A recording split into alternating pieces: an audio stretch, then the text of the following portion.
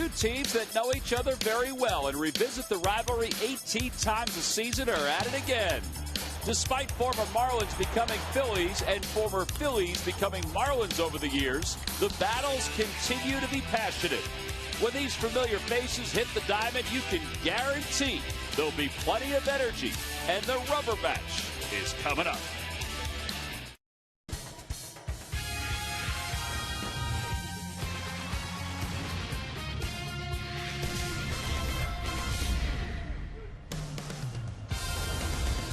The first two games of the series between the Phils and the Miami Marlins probably have shown a lot about the National League East. It is up for grabs. Game 1 went to the Phils. Game 2 went to the Marlins. And now it's time for game number 3. Hi, everybody. I'm Tom McCarthy along with Chris Wheeler. The Phillies will send Joe Blanton to the mound. He's trying to right his ship this afternoon against the Miami Marlins, who will also send somebody who has been trying to right his ship, and he has so far. Carlos Zambrano over from the Chicago Cubs. Well, Zambrano at one time one of the best pitchers in Major League Baseball, but extremely volatile, and he used it up in Chicago. They finally had to get rid of him. They thought maybe he comes over here to this club managed by Ozzie Guillen and it would work out, and it has so far. He's done a good job. You see, when he was signed a huge contract, and then over here for Chris Volstead. He has very good career numbers, does Carlos Zambrano, but watching him recently, he looks like he's really changed. He's trying to make it up out there, and he's trying to get rid of this act. Here he is with Derek Lee. He'd go in the clubhouse and have fights with his teammates. It didn't take a whole lot to set him off. Right there, he's unhappy about an at-bat. He can really hit, too. He breaks that bat over his knee. Last year he came in here and he started off this game pretty well, but then he started to have control problems, walked a bunch of batters. Then the Phillies started to hit some long balls off him, striking out Ryan Howard right there. But here's Dominic Brown going deep. Then he walked some guys, and up-step Placido Polanco, ran a fastball in on him. Polly hit it out of the ballpark for a grand slam home run, and that was the only time the Phillies saw Zambrano last year. Of course, for the Cubs, they weren't going to see a whole lot of him over the years, but this guy can really pitch when he is on. And right now, as I said, he's making it up. He's just such a different guy to watch with all the different pitches. He started off a little bit shaky, has been very consistent for them. And for the most part, Tom, when he goes out to the mound, they win their ball game. Well, his last 3 starts haven't been great. We'll see if the Phillies can capitalize on that with this afternoon's ball game. It'll be Joe Blanton on the mound for the Phils. He'll be opposed by Zambrano. Both of these guys are making their 11th starts of the season. Well, yesterday the Phillies had a 3-0 lead. Cole Hamels was sailing, and then Hanley Ramirez took over. 2 home runs. It was the 12th time in his career he had a multi-home run game. Lineups at first pitch when we get back. Phillies baseball.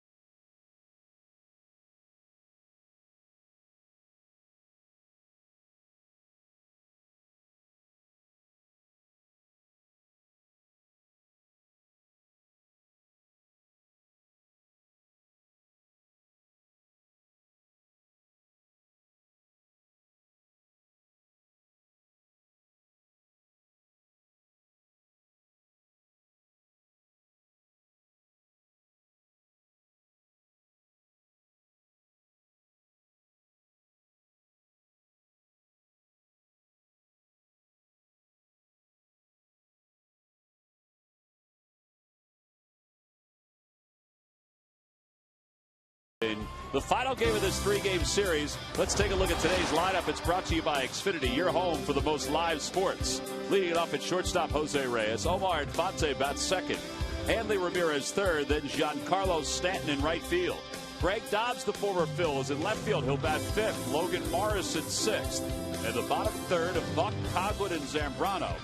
And they'll face Phillies right-hander Joe Blanton, who's already concluded his warm-up tosses. And as Joe says, my command was not there. I thought I had it fixed, but it didn't translate from the bullpen to the mound. It has to for me to be successful. Oh, yeah, because you've been throwing a lot of home run balls. You know, he isn't an overpowering pitcher. And when he's not able to command his fastballs, we have there on the scouting report, he gets hit. And he has really gotten hit in the last few starts. Good numbers against the Marlins for his career. 7-2 with a 3.10 ERA. And the first pitch of the day is over for a strike. And it's no balls and one strike to Jose Reyes. Reyes has hit in 13 consecutive games. His average is at .275. Luna bobbles, but Blanton is there to cover. Good job by Joe to help out Hector Luna. Now there's one away. Luna's a much better defensive corner man than that. He just misplayed it. Yeah, that ball was hit right on the nose, too. You know, it was hit so hard that even after he's able to fumble and it rolls away, they can still get him as fast as Reyes is. The key to this is Blanton has to get off the mound immediately. He cannot become a spectator. There, right there, he stopped a little bit because I don't know what he saw. That was a good catch, though. That wasn't an easy throw to handle on the run. No, that play became very difficult with the bobble. So one away. Omar Infante is the hitter, a .314 batter on the year. Takes a pitch down low, so it's 2-0. He's 2 for 8 in the series with a run scored.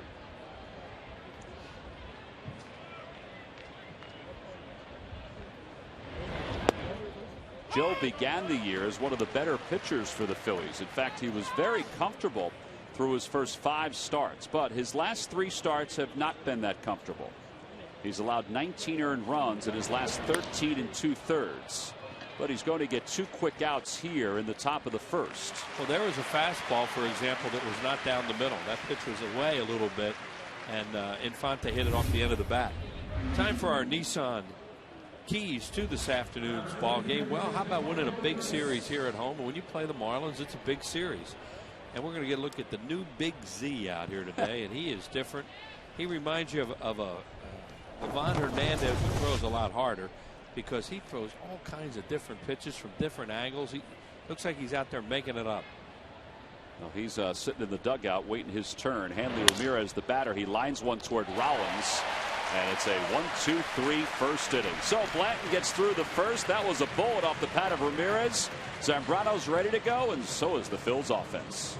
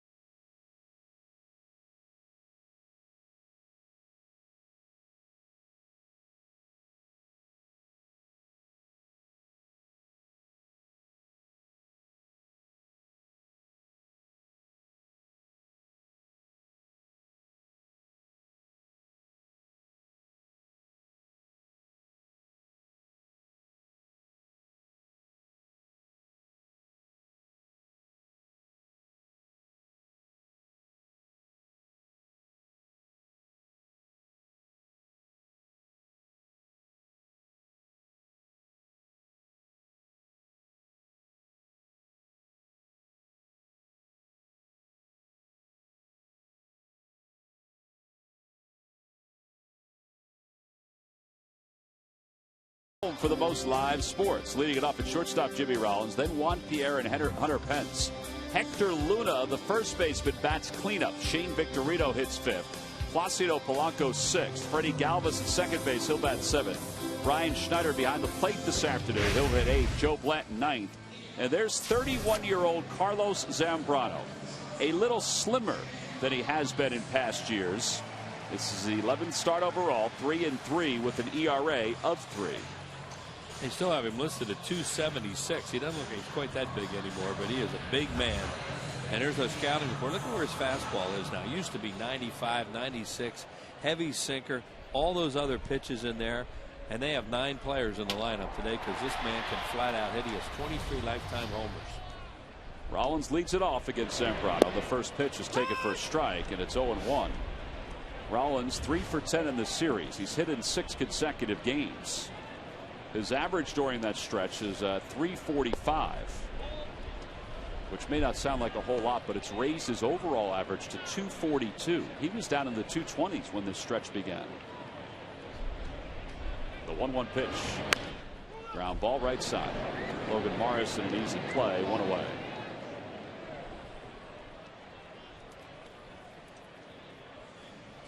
Budweiser, through the Walk-Off a Hero program, will donate $5,000 to Folds of Honor for every Phillies walk-off win. Please join Budweiser and the Phillies in honoring those who keep our nation safe and free. So 1 away. Here's Juan Pierre. Pierre was 2 for 4 in yesterday's game with a run scored. In fact, he scored a run in the first inning for the Phillies. Yeah, and he was out there at third with less than 2 outs, and they couldn't get him home. That turned out to be the game, or a big part of the game. The Lucky McDonald's Phillies home run jackpot contestant is Mildred Casper of Southampton. If the Phillies hit a home run in today's ball game, then Mildred will win $100. 3-0 the count to Pierre. Zambrano's thrown an 89 and a 92 fastball to him in this at bat. Doug Eddings, the home plate umpire, probably gave him that pitch there to make it 3-1. And that was a get it over at 88. That pitch was a little better at 89. 3-2 the count. Just so different watching Zambrano pitch the way that he does now, when he used to throw everything so hard. A liner to left, another base hit for Pierre. A 1-out single, he's aboard. And it'll bring Hunter Pence to the plate. Speaking of Hunter Pence, once again, he's part of our Coors Light Cold Hard Blast. He gave the Phillies a 3-0 lead. It was looking good at this point yesterday off Ricky in Alaska. The wind was blowing a ton to right center field. He got it up in the wind, hit it up a couple rows into the seats. But unfortunately, the Fish were able to come back and win the ball game. Cold Hard Blast brought to you by Frost Brewed Coors Light. Part of the reason why they came back and win it, because they had a couple of their own Cold Hard Blasts off the bat of Hanley Ramirez. Pence takes a strike from Zambrano, who he's 7 for 35 against. Yeah, a lot of at-bats against Zambrano with all the at-bats he had in the Central Division of the National League when he played with Houston, and Zambrano was with the Cubs. Pierre leads off first. He has stolen 8 bases this year. He's been caught twice.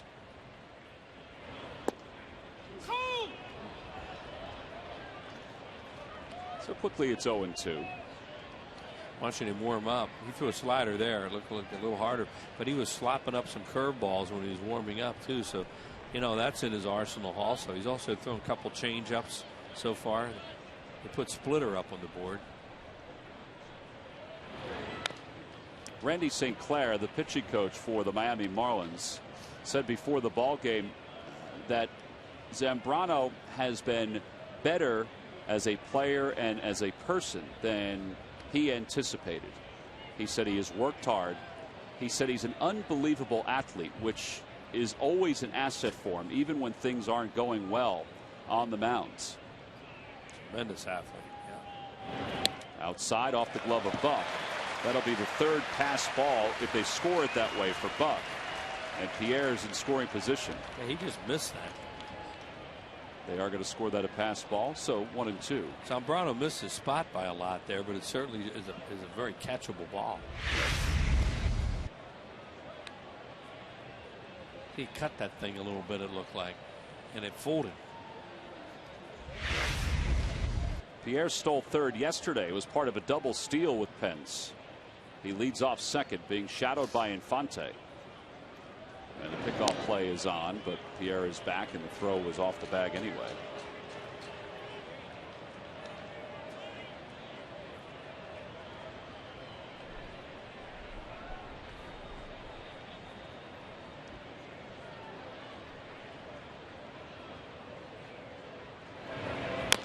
tapper back to the box. Zambrano will let it bounce one time. I think if Pierre realized that, he might have taken off to third, but he couldn't take that chance.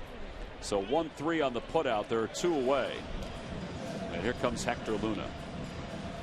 I think Pierre thought that Zambrano would field that on a bigger hop and would make it much tougher for him to try to advance to third. The fact that it hit the grass and died a little bit, if he had it to do it over again, if he had a little view of it beforehand, he would have gone to third, I think. Yeah, and there's already 1 out, so it's not like it's that important to get over to third. It's always good to be there. But the one thing you don't want to do, Tom, as you're saying, is get thrown out at third base when you're already in scoring position. Here's Hector Luna. Hector had 2 hits and 3 runs batted in game 1 of the series. Ty Wigginton the day off, so Luna slides right into his spot as the cleanup hitter. Boy, the wind has just picked up big time from left to right from the start of the game.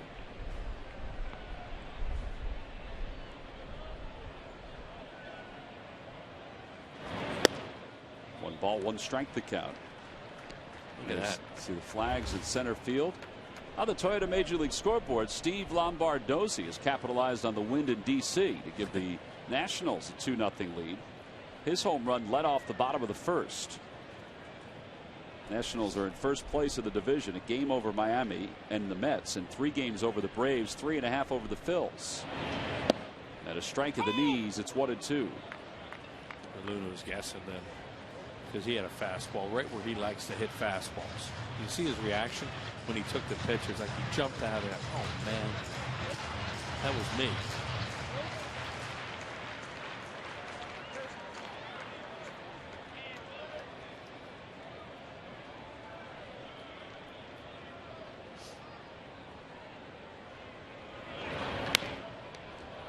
It's that foul over the Phillies dugout. John Buck out to the mound. This is not one of those situations, but Randy St. Clair also said that he and Buck have a pretty good idea when they need to go out to the mound to kind of calm Zambrano down. He said they have some cues that they look at, and they don't go out to try to change who he is and his personality. They do try to just give him a second to concentrate a little bit more, to kind of refocus. Not that they weren't doing that in Chicago, but he feels like he has the ability, and so does Buck, to go out there and do that when it's needed. Well, he definitely, after that last incident in Chicago, he went through evidently some anger management stuff, which hopefully has helped him too. 1-2 the count. Grounder foul. It remains 1-2. Because he was on Carlos Zambrano was on a collision course with not only ruining his baseball career, but his life. And, he has it much more under control now. And it's good to see, because he's good for the game when he's not doing all that nonsense.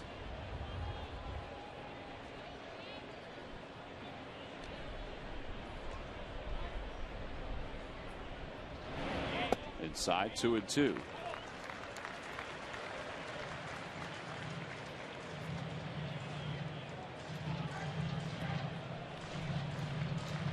Pierre leads off second. He singled, went to second on a pass ball.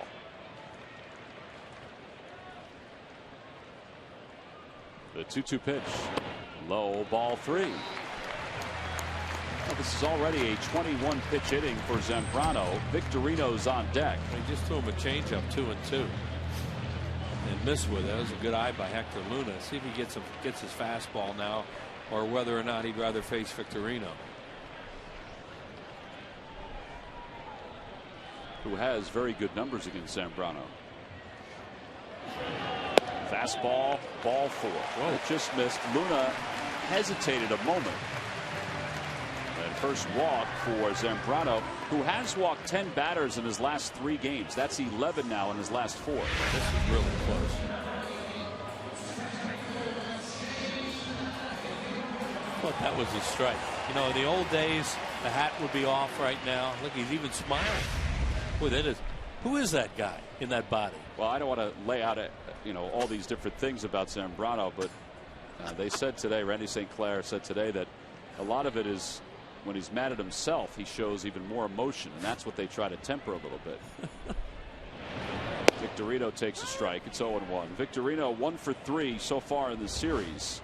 7 for 13 against Zambrano in his career. But things have not gone that well for Shane, as you see by his average recently. Especially left-handed. Which Stanton's really deep and right, although he can fire. See Zambrano throwing a lot of off-speed stuff down and away to Shane Victorino, trying to get him to jump at it. Mike Stanton very deep in right field with a real strong arm.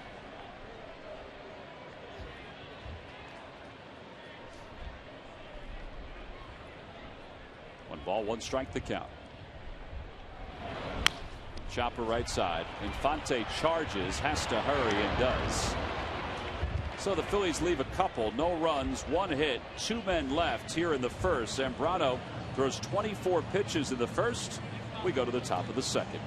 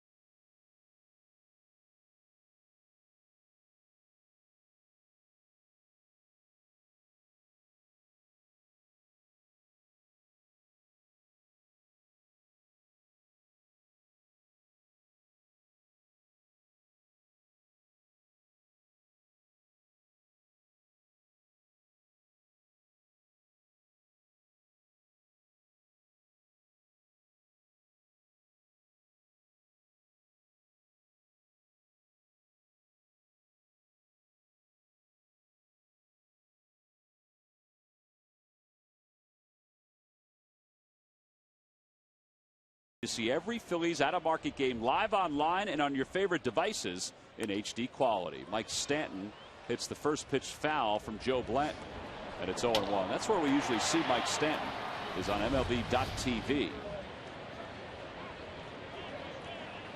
We also see Giancarlo Stanton on that too. I don't know what's up this weekend. I mean, it's just the Miami, Florida Marlins, the Mike and Giancarlo Stantons. Dodgers tomorrow. I hope I can call D. Gordon. Don't call D. Gordon Tom Gordon. Boy, they loaded with ex-major league players' sons. You got Gordon, you got Andy Van Slyke's kid, Scott. Tony Gwynn. Got Tony Gwynn. I think there's another one. Oh, there's one of the. Go ahead. You can continue. They can see it. They can see it. 5-3 on the putout, while Wheels contemplates on the sons of former major leaguers of the Dodgers. They got a Hairston on that team too. They do have a Hairston. So that's 4. Well, that's not part of Murph's Major League Notebook. But go ahead, Murph, take it away. Yeah, it's not, but it could have been. The Major League Notebook brought to you by Gwinnett Mercy College. Guys, after 15 seasons in the big leagues, Maglio Ordonez is calling it a career. The 38-year-old, of course, split his career between the White Sox and Tigers. Hit .309 lifetime in his career. Also won the batting title back in 2007. And we want to say congratulations to the Golden Rams of Westchester University, who last night won the Division II National Championship in baseball. It's the first time in school history that the guys have won the national championship, so congratulations to them. They went undefeated through the regionals and the College World Series, going 8-0. Very impressive, guys. Very impressive, and they won 9-0 last night. Polanco bare hands, but won't be able to get Dobbs. That ball off the foot of Blanton. So it'll be a base hit for Dobbs. They won 9-0 in a championship game. I know a lot of times pitchers, teams don't have all their pitchers when it gets down to the last game, but 9-0. Yeah, that's big time. Congratulations to Westchester. What a tremendous season they had. Well, Dobbs gets a break. And he's aboard here at the top of the second. And it'll bring Logan Morrison to the plate. Morrison 3 for 9 so far in the series. He had a long home run in the first game of the series. Onto the concourse in right field.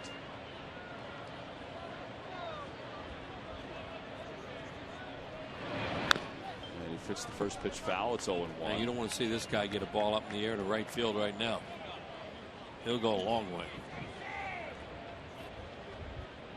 Yeah, there wasn't a whole lot of well, I guess there was. It wasn't like today in the game, in the first game when he hit that home run. It was just a line drive that went right over the seats in section 105. Good pitch on the outside corner. It's 0-2. If he can locate his fastball that way, then Joe does have good games, and so far so good with it.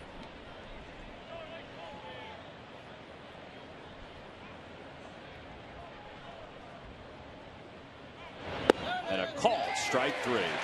Two-seamer, ran it perfectly off the hip of the hitter to the inside part of the plate. First strikeout for Blanton. That's such an effective pitch for a right-hander. You see Brian Schneider slide in there, call it, and then wait for it to tail back. And many times that'll do just what it did there. It just freezes the left-handed hitter. Here's John Buck. Buck did not play yesterday. He was 0 for 4 in game 1. His average at 160 with 4 home runs, 13 runs batted in.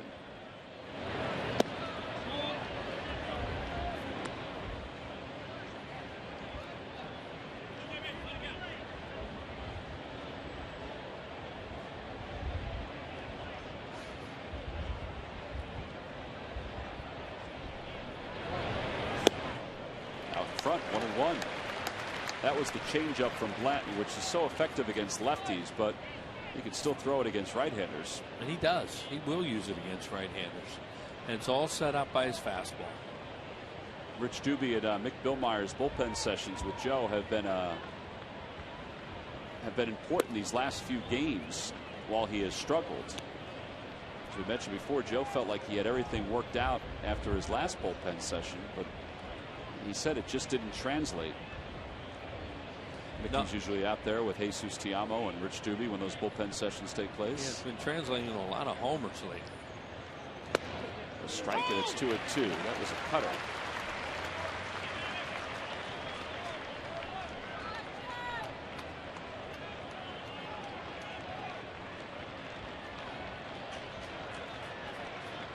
Dobbs leads off first.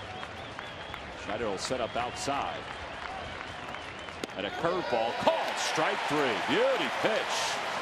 Perfect spot. I don't think Buck could have done anything with it because he gave up on it. No runs, 1 hit, 1 man left, and a couple of strikeouts for Joe Blanton. Here's the last one. That finishes up the top of the second. We've played an inning and a half here in Philadelphia.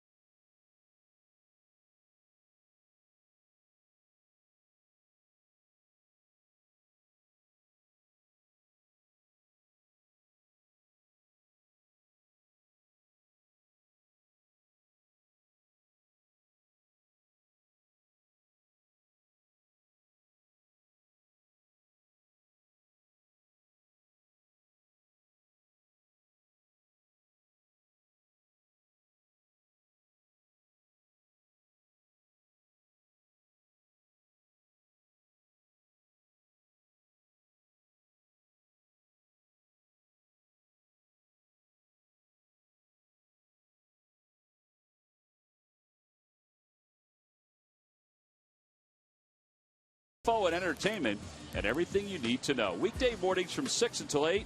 Catch Eye Opener, a different kind of morning show. Last of the second. It'll be Polanco, Galvis, and Schneider.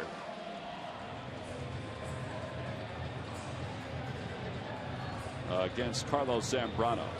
Polanco with a grand slam home run year on Zambrano last year. He also walked 7 in that game. Well, that has been an issue for him. I mentioned before of his last few starts. He fires a strike and it's 0-1. Last 3 starts, he's allowed 12 earned runs in 18 innings of work. But he's won 2 of the 3 games. Right. He's walked 10 and allowed 16 hits during those 3 games. Well, Florida's 5-1 in his last 6 starts. So they've been winning his games when he goes out there. See his averages for 9 innings. 2-1 the count to Polanco.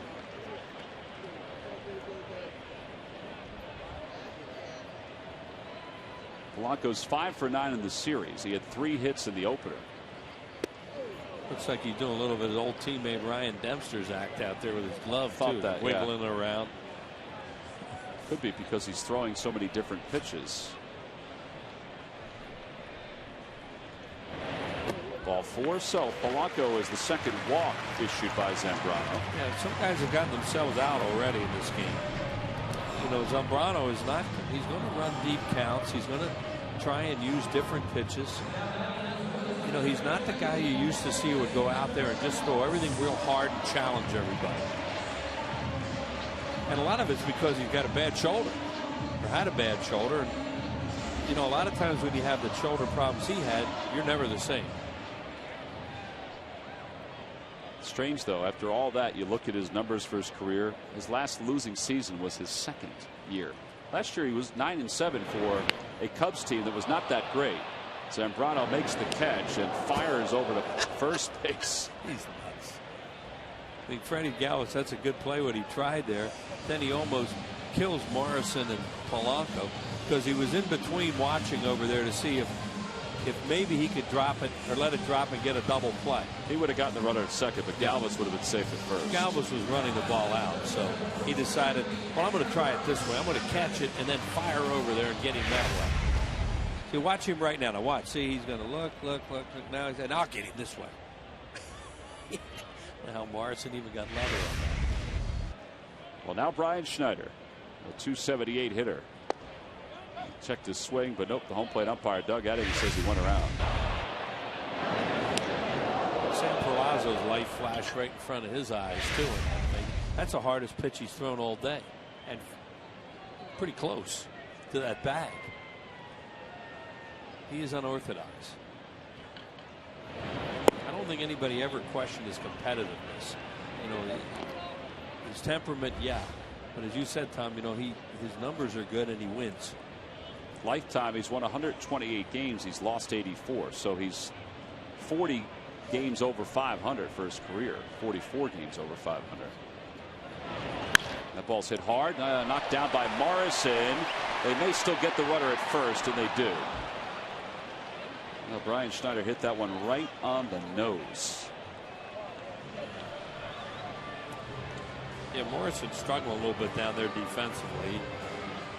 You know, they think he's going to be a pretty good hitter. They're not sure where they can play him. I don't think. But that ball would eat a lot of first basemen alive as hard as it was hit. Because you're holding the runner on, then you come dancing out, and then here comes a bullet right in the pocket, and it jumped out on him. But with a slow runner, you know, he was able to make the play there with Zambrano waiting. That was a baby.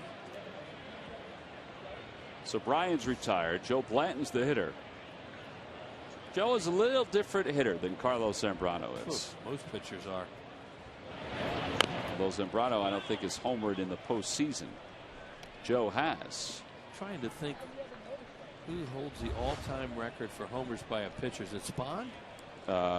Well, do you want to do the Dodge Stump the Fans trivia question now? You're kidding me. That's it? No, it's not. I was just joking. Oh. Wes Farrell. Oh, Wes Farrell. Where's Spahn? Spahn is number 3. Behind Bob Lemon. Number 4 is Red Ruffin. Those are pretty good hitters. Yep. pitchers that are on that list. Zambrano, by the way, is with his 23 is 7th all time. Joe takes inside, 2-1 the count. See Buck right there encouraging him. You know, like, hey, we got the pitcher up here with 2 outs. Let's go. It's getting dark. There's evidently a line of showers that we hope miss here.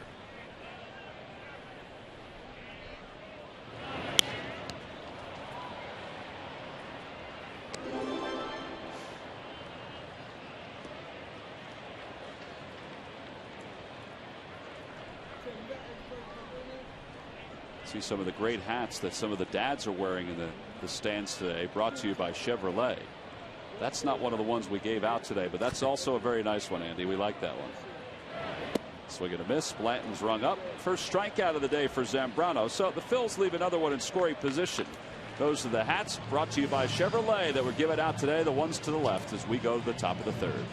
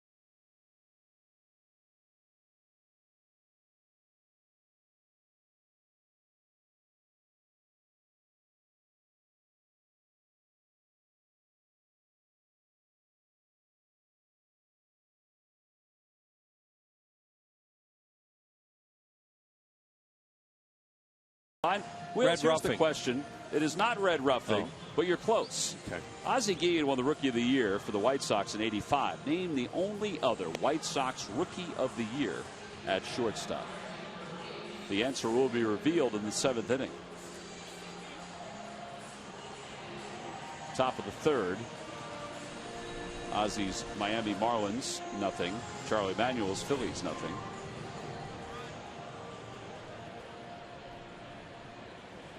Chris Coughlin will lead it off for the Marlins. Coughlin batting 8th today. It'll be Coughlin, Zambrano, and then the top of the order. It's Joe Blanton, who's allowed 1 hit so far.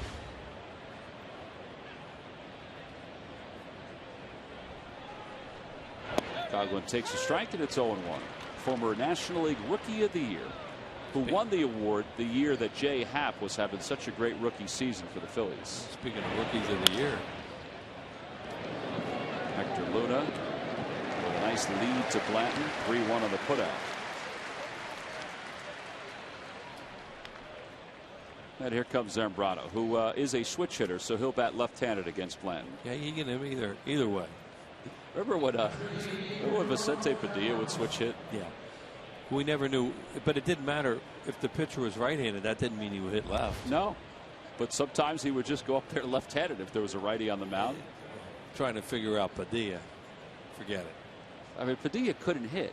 No, but he swung hard. This guy could hit. Well, this guy's serious. He's hitting just 105 this year, and he hits that one to deep left center field. Forget about it. Yep, that one is gone. Number 24 for his career, and the Marlins lead it 1-0. Well, now he's in sole possession of 7th place all time in home runs for a pitcher. And he killed it. Oh, that's an opposite field home run with the wind blowing the other way. He did kind of set that up. See, since '74, his 24 leads all pitchers in baseball history. Larry Christensen in there.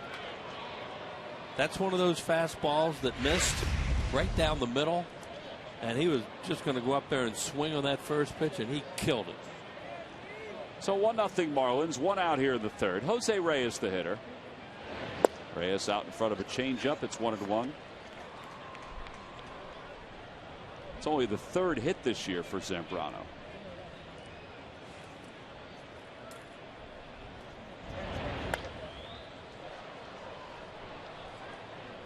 I wonder what position he would have played if he wasn't a pitcher. First base. Think so? Well, as big as he is. What about left field? He looks like El Caballo. He could have probably played left field. Yeah. To right field. Pence is there and reaches up at the last moment to make the catch.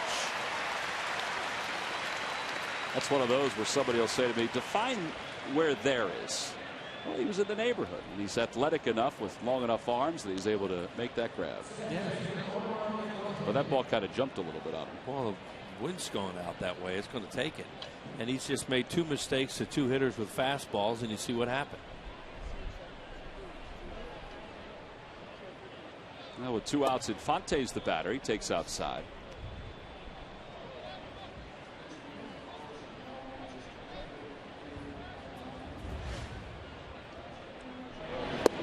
By the way, Larry Christensen, talked to him the other day, and he had heard about us talking about the first hit for a pitcher. Yeah, being a homer. His was. Said we should have included him. We apologize. I didn't see his name on the list. I mean, but that list was kind of weird. It did have some pitchers not on it. Yeah. Soft liner to center, and Victorino puts it away. So Blanton has a relatively quick third inning, but Carlos Zambrano's home run gives the Marlins a 1-0 lead. It was part of the quick inning.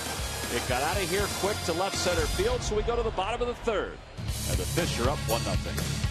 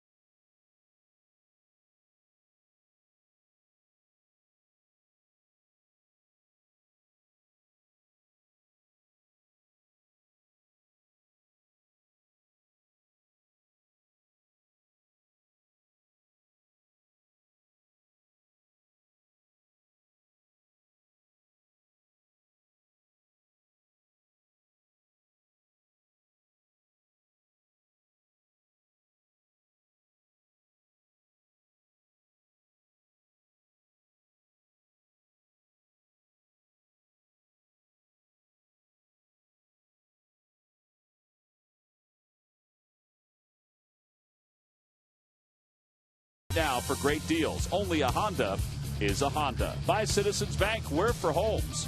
Talk to us today about how we can help guide you to the loan that's right for you. By WB Mason. You can't go wrong when you buy right. And by Nissan's National 10 event. For a limited time, get bonus cash on Altima and Rogue. Visit ChooseNissan.com or your local dealer. Carlos Zambrano's home run went an estimated 418 feet. And it marks the second consecutive game that Joe Blanton's given up a home run to the opposing pitcher. Want to know the count to Rollins. It shows bunt, takes a strike. It's 1-1.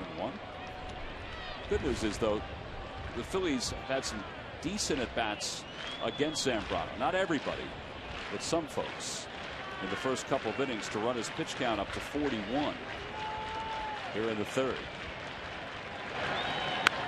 That one's hit off the mound. It eats up Reyes, but he keeps it in front of him. And there's one away.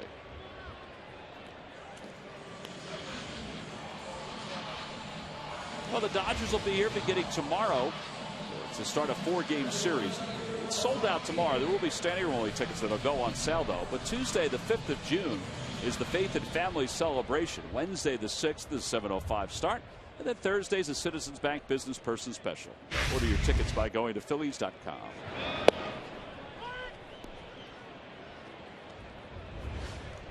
Juan Pierre singled his first time up. He's up to 333. Now, Larry Christensen told me that he hit his off Buzz Kapler. Buzz Kapler. But that was awfully close. Pierre thought he beat Morrison to the bag. Dana Dubuque, the crew chief, made the call. That was really close. You know, Morrison, they say he's a little bit shaky down there, but he made a pretty good play there.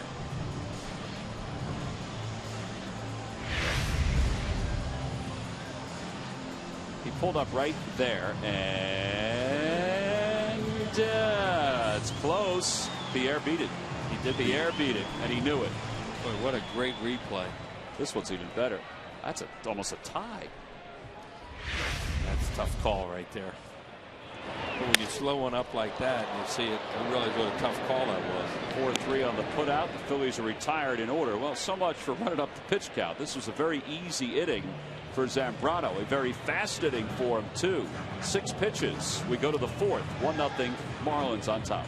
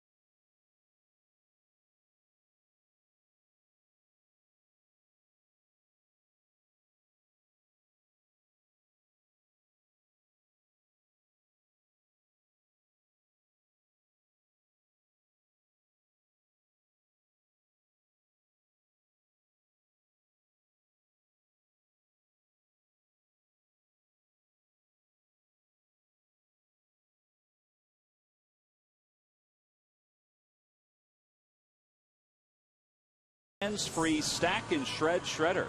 From who? Huh? W.B. Mason. That's right. Now we go to the 4th. Gary Matthews joins us up here in the booth, fresh off his autograph signing today. We'll get to that in a second as Hanley Ramirez leads it off. Ramirez lined out to short his first time up, and he takes a strike. It's 0-1. Sarge's new book is has been out, and he was signing it for an hour and a half today. Just about hour and a half. Yeah. Were they selling anything else to drum up business, or was it just you? Actually, it ended up being almost an autograph session. Signing a lot of different things, taking pictures. Phone kept ringing and ringing. Didn't have a chance to answer it. It was buzzing. Had a feeling, though, it was you. It wasn't me. That one's in the air to left field. Pierre's going back to the warning track, to the wall. He jumps, and it's just over the fence into the flower bed. A solo home run, and it's 2-0 Marlins. And it's Ramirez's 3rd home run in 2 days. This guy's starting to warm up. We talked about him before here. One of the better young hitters in the league.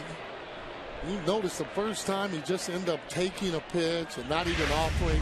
Take a look at this, and I can bet it came right back to his swing. The ball down. Take a look at it as he keeps his head down right on the ball. Really didn't hit it really hard, and it just got out, but that was enough.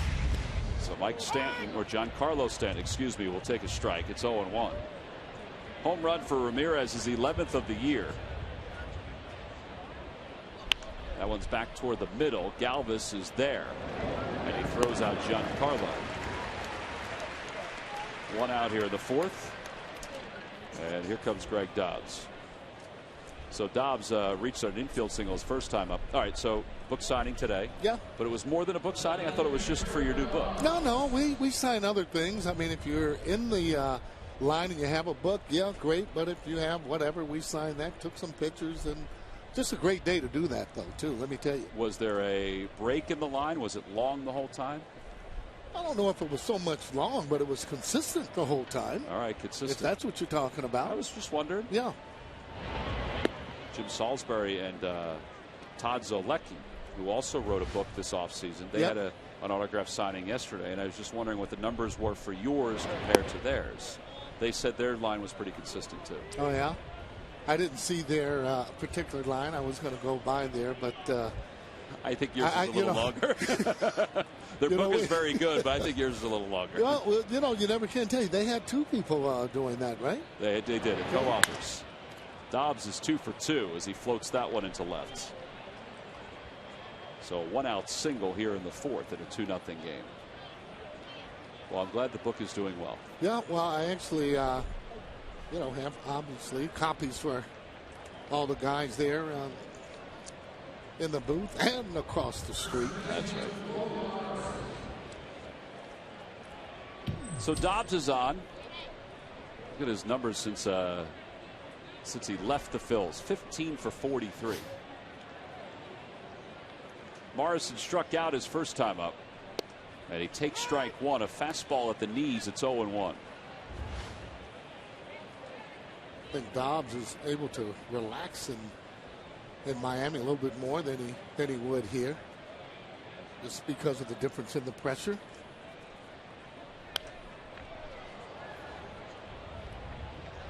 Or whatever he's done differently, because he had a couple of really good years here at Philly. It was his last year or so that wasn't good. But whatever's changed, I mean, he's invigorated himself down there. Change of scenery will a lot of times do that. It remains 0-2 to Morrison. And let's just face it, not the same kind of coverage that you get on a particular player there in Miami. Well, Dobbs 51 pinch hits for the Phillies, 4th all time. Tommy Hutton, who's in the booth next to us, is at 52, and Greg Gross, of course, leads the way. It'll be tough to pass Gigi's number. Oh, yeah. To the right side. Luna, nice play. There's one. Will they get two? No. So they get Dobbs. 3-6 on the putout. And Morrison will be charged with a fielder's choice. Well, Luna made a good play. Anytime your momentum takes you towards second base, when you have a runner on first base, now you see how it just takes him right there. Should have had a little bit lower throw, and they would have actually turned it, but good to get the leading runner.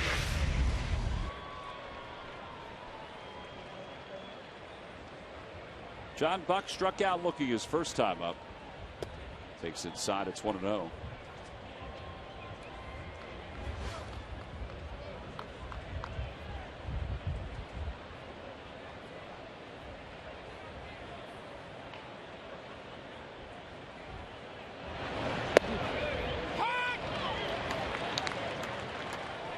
Finally underway in Lehigh Valley. They had a rain delay of nearly 2 hours, but the Iron Pigs are playing. I was looking at that, wondering if there was any chance that storm was coming this way. That may have been the storm that they were talking about that was heading toward Philly, because it was gorgeous here at the ballpark today. I mean, absolutely a beautiful day, and they expect it's going to continue to be that way later on, but there is some precipitation in the area. Another sellout. You want to get it in. Don't want to have a lot of doubleheaders. And a strikeout for Blanton to get him through this 4th inning. Schneider hangs on, but the Marlins add to their lead. Hanley Ramirez has hit 3 home runs in the last 2 ball games. This one went to a similar spot as the second one yesterday went, and it's 2-0 Marlins as we go to the bottom of the 4th.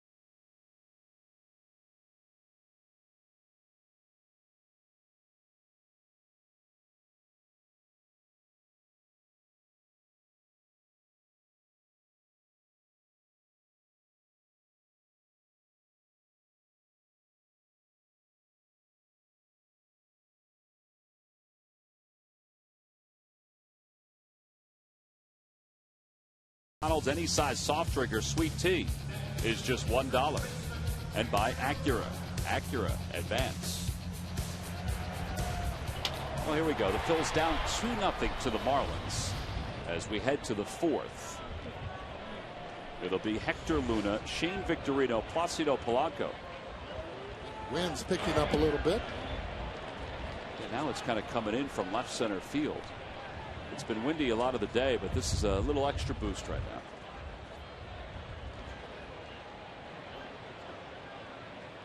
now. A strike to Luna, 1-1.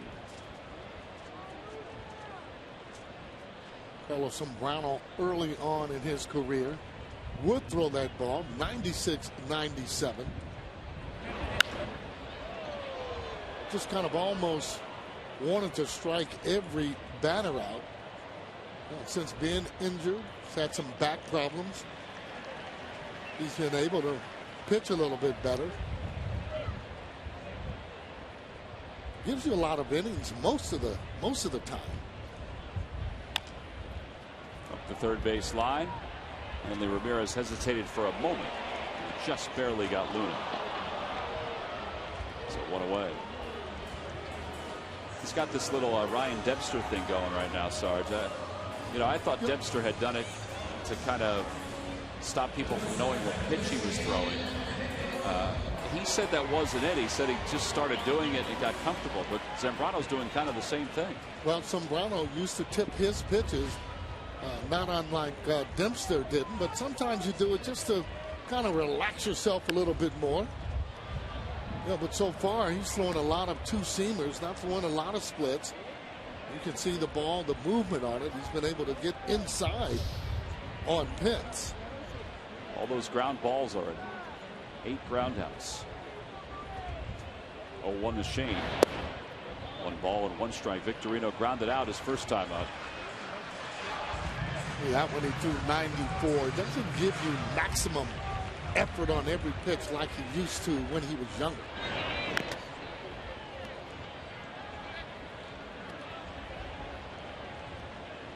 At times he'll have lack of concentration that really,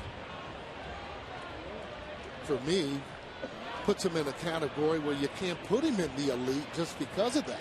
I think once he gets where he starts to concentrate more, he's going to do even better. Do you think he has it in him, though, at this point, at 31 years of age? Do you think he has it in him to be an elite pitcher? Well, I mean, if you're talking maybe winning 3-4 years in a row, I would say yes. Spinner over to third. Shane's been kind of off balance, particularly from the left side. And in the first 2 at-bats, we've seen that. So 2 away here in the fourth.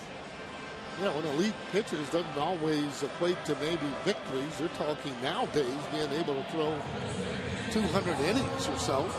I think you still have to win. I mean, I think you have to, because you could have a 500 pitcher be a 200 inning guy, though, don't you think? Well, you know what?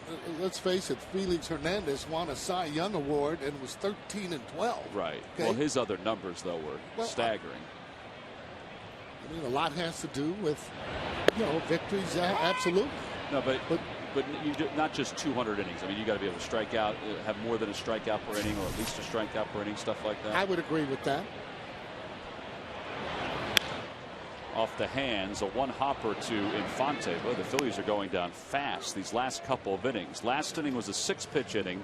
This one turns out to be a 10-pitch inning. The wind is picking up here at Citizens Bank Park. Hopefully the Phillies offense will pick up as well. We go to the 5th inning. It's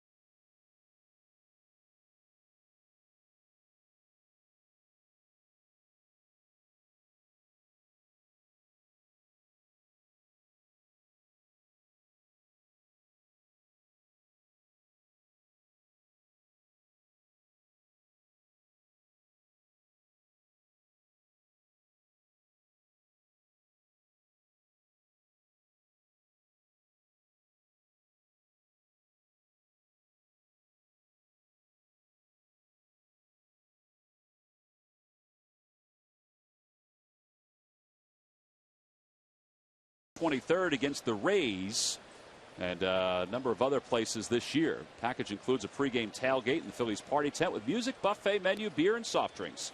Go to Phillies.com/tailgate. Starting to get a few sprinkles. Let's hope it doesn't last long. Mike Buckholder, the head groundskeeper, went out to talk to Dana DeMuth in between innings. They do have the tarp uncovered down the left field line. 2-0 the count to Coghlan. Make that 2-1. Look out, everybody.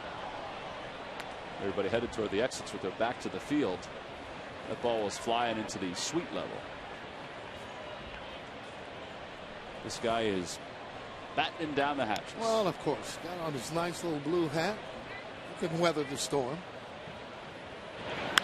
I don't know if that gentleman wants us to call that hat a nice little blue hat. No, I called it that. He doesn't look like the kind of guy that likes to hear, that's a nice little hat. Well, maybe, how about a fishing hat then? It doesn't have the hooks on it. I'm going to get you one of those. And a called strike 3. Back-to-back strikeouts for Blanton. And he has 4. It's one of our favorite parts of the day when it starts to rain and the ponchos. A little different color to that poncho right there.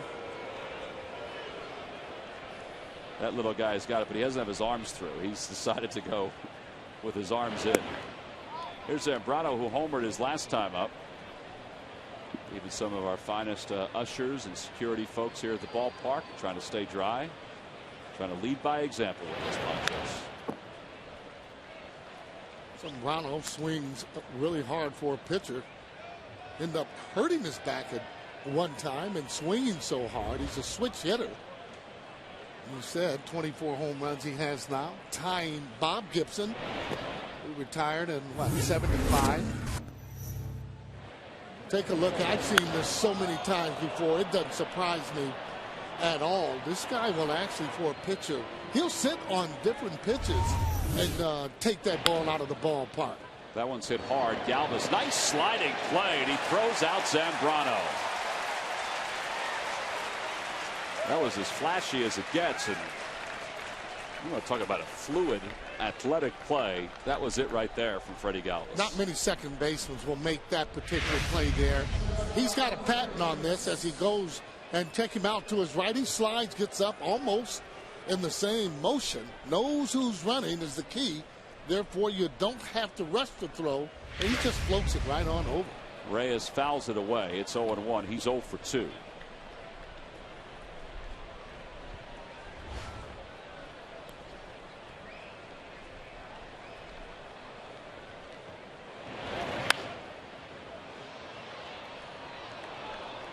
Well, you talk about pitchers hitting home runs. Take a look at Carlos there. Warren Spahn, 35 for his career. Yes, Spahn is 3rd all time. Bob Lemon is 2nd. Wes Farrell is 1st. Mentioned Red Ruffing is 4th. You know, and for a switch hitter like Zambrano, that's going to be a really tough play to get Reyes. Polanco's just going to put it in his back pocket. That's all you can do. You take a chance on throwing it away. So the hitting streak is up to 14 games for Reyes. It's where that speed gives you the advantage. And also hitting from the left side there. He's almost swinging and running, and he knows when that ball is not hit hard, he's going to have a good chance in beating it out. Omar Infante is 0 for 2.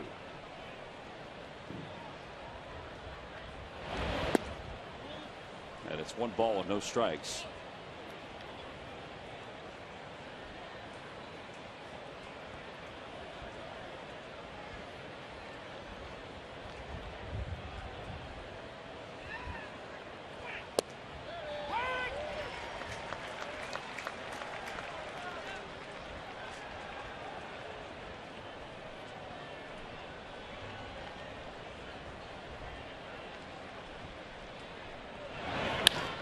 Line drive, base hit past Luna.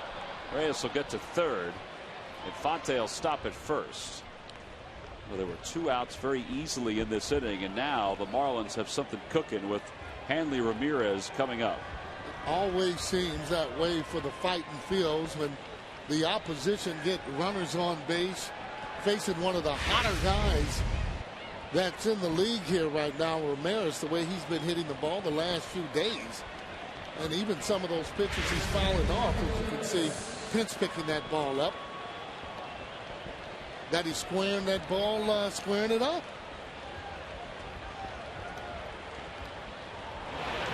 Ramirez takes up high. It's 1-0. Still not heading to the concourse as the rain picks up just a little bit. It's gonna maybe look like, hey, you sure you don't want to leave? Or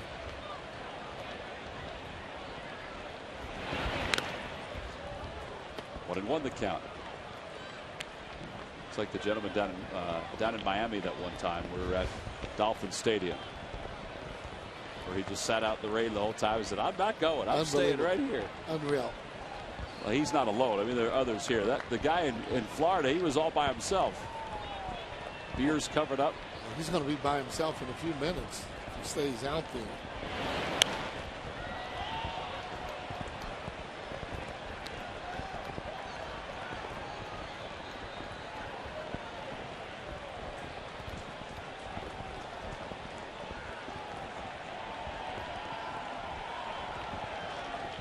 This is supposed to be a real quick shower. That's a good thing. 1-2 pitch coming to Hanley Ramirez. Outside, 2-2. A lot of times after he pulls the ball, Hanley Ramirez, he'll look for that ball that's outside. Been doing that a few times here in the series. Fans getting behind Blanton with the count 2-2 and runners on first and third. And that got a piece of Schneider. Look at that hit right off his shoulder. No defense for foul tips. All catchers get this particular swing right on him. You can see it hits him there near that arm area. Doesn't feel good.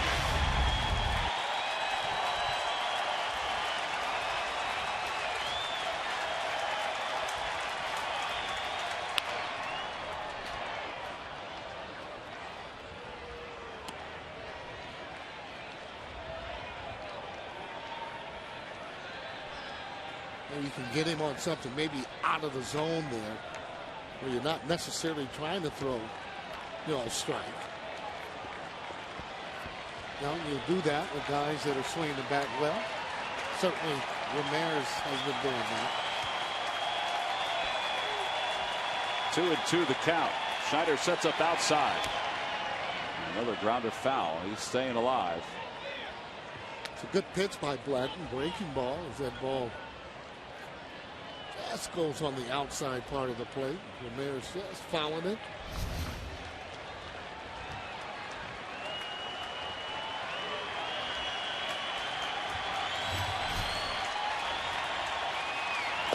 And he got him. Schneider hangs onto the ball. Ramirez can't hang on to the bat. And the side is retired. 5 strikeouts for Blanton in the ball game. No runs, 2 hits, 2 men left. Eduardo Perez takes the bat. They'll give him another one. Here we go. He got a piece of it, and there goes the bat. Look out, everybody, over that first base dugout.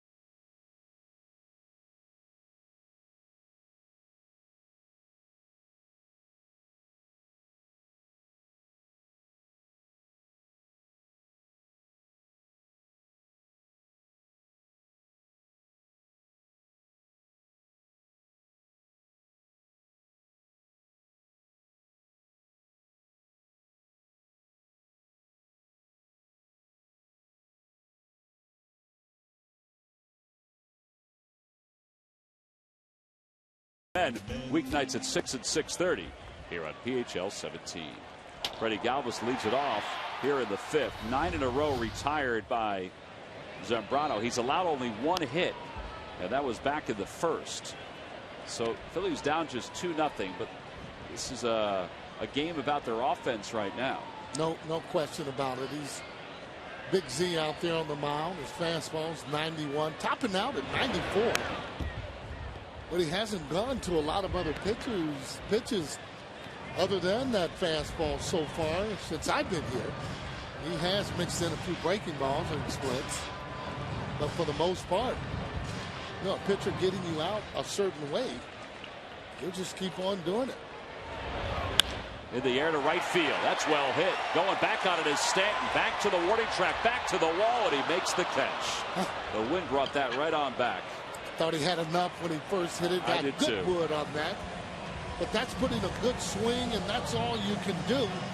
As that wind, it looks like it's kind of, I guess, blowing front back in or a little bit across.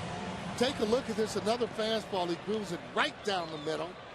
Thought he had enough. Stanton going back. Didn't get to the fence, although it did get to the warning track. Yeah, the wind has shifted over the last couple of innings. It's now coming in from center field. It's 0-1 to Schneider. So 10 in a row retired by Zambrano. Normal day, that ball is out of the ballpark. I would agree with you on that.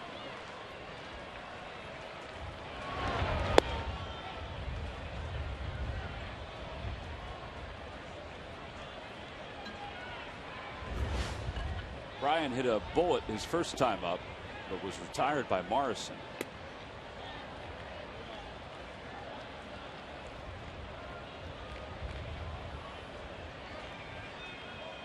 In a lot better shape than what he usually is. Well, he gets a strikeout of Schneider. So 12 in a row set down, or excuse me, 11 in a row set down by Zambrano. Just his second strikeout. Good location on this pitch here. I don't know what that was. I think it was a split. Didn't seem to have the tumbling. No. You know, and then looking at his hand, he didn't really have that split kind of grip. And usually you throw that more, a little bit over the top. Everything is from the side with Zambrano. There's another fastball, a little two-seamer. Yeah, that's why I think it might have been a split, because he throws it almost three-quarter instead of over the top. Where, yeah, Contreras' split over the top has that action to it, that tumbling action to it.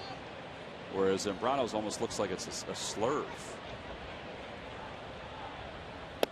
1-2 the count to Blanton. Oh, he's keeping the ball down by the knees. Getting good sync on it. That's what you want Joe Blanton to do, that same thing.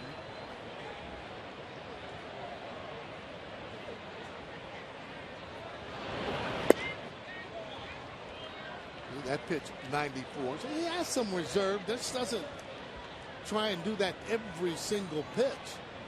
I've seen him when he's thrown the ball from 96, 97. Another strikeout, back-to-back Ks for Zambrano. 3 overall. He retires the Phils in order for the 3rd straight inning. 12 set down in order as we go to the top of the 6th.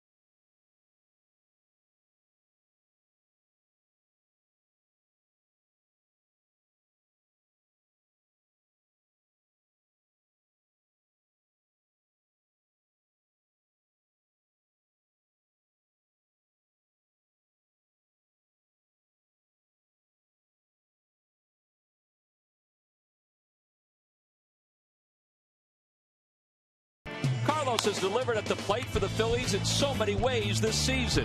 The best hitting catcher in the National League added to his 2012 resume, even when he wasn't in the starting lineup. You can try and run him over, but nothing should keep Chooch from his first All-Star appearance. And it's brought to you by Independence Blue Cross. Now more than ever, we're here for you every step of the way. Well, Carlos has the day off, but the Fanatic certainly doesn't. He had a whole new shtick, Sarge. Instead of being down in the field, he was up in one of the suites. Watch this. Ready? Look at that little kid eating the popcorn as he's throwing. Ready? There we go. Popcorn for everybody. Oh, my.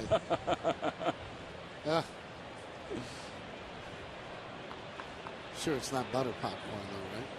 I don't know, but it was rated about a half hour ago, so everybody's soaking wet down there. The popcorn comes flying down. It's sticking to everybody. Giancarlo Stanton leads it off here at the top of the 6th against Blanton. Phillies down 2-0. And there's a strike. It's 0-1.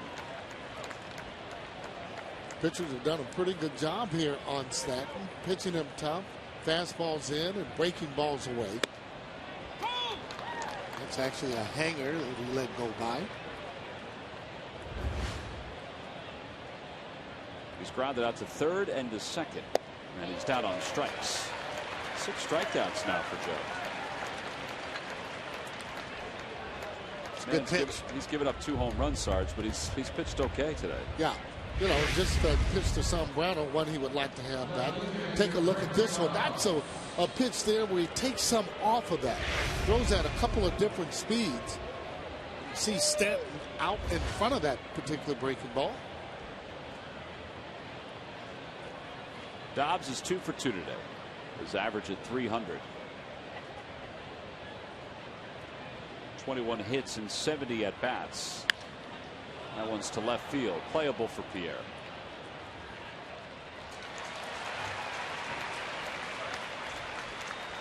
Well, the Pirates come to town on Monday, June 25th. It'll be fireworks night at the ballpark. Back-to-back days brought to you by Xfinity. Wednesday the 27th, Thursday the 28th, the last 2 games of that series. Order your tickets right now by checking out Phillies.com.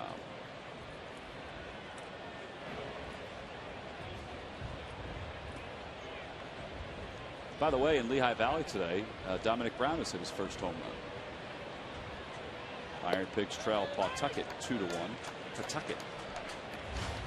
His first home run? Yeah, first home run. You know, he's playing center field now. Good.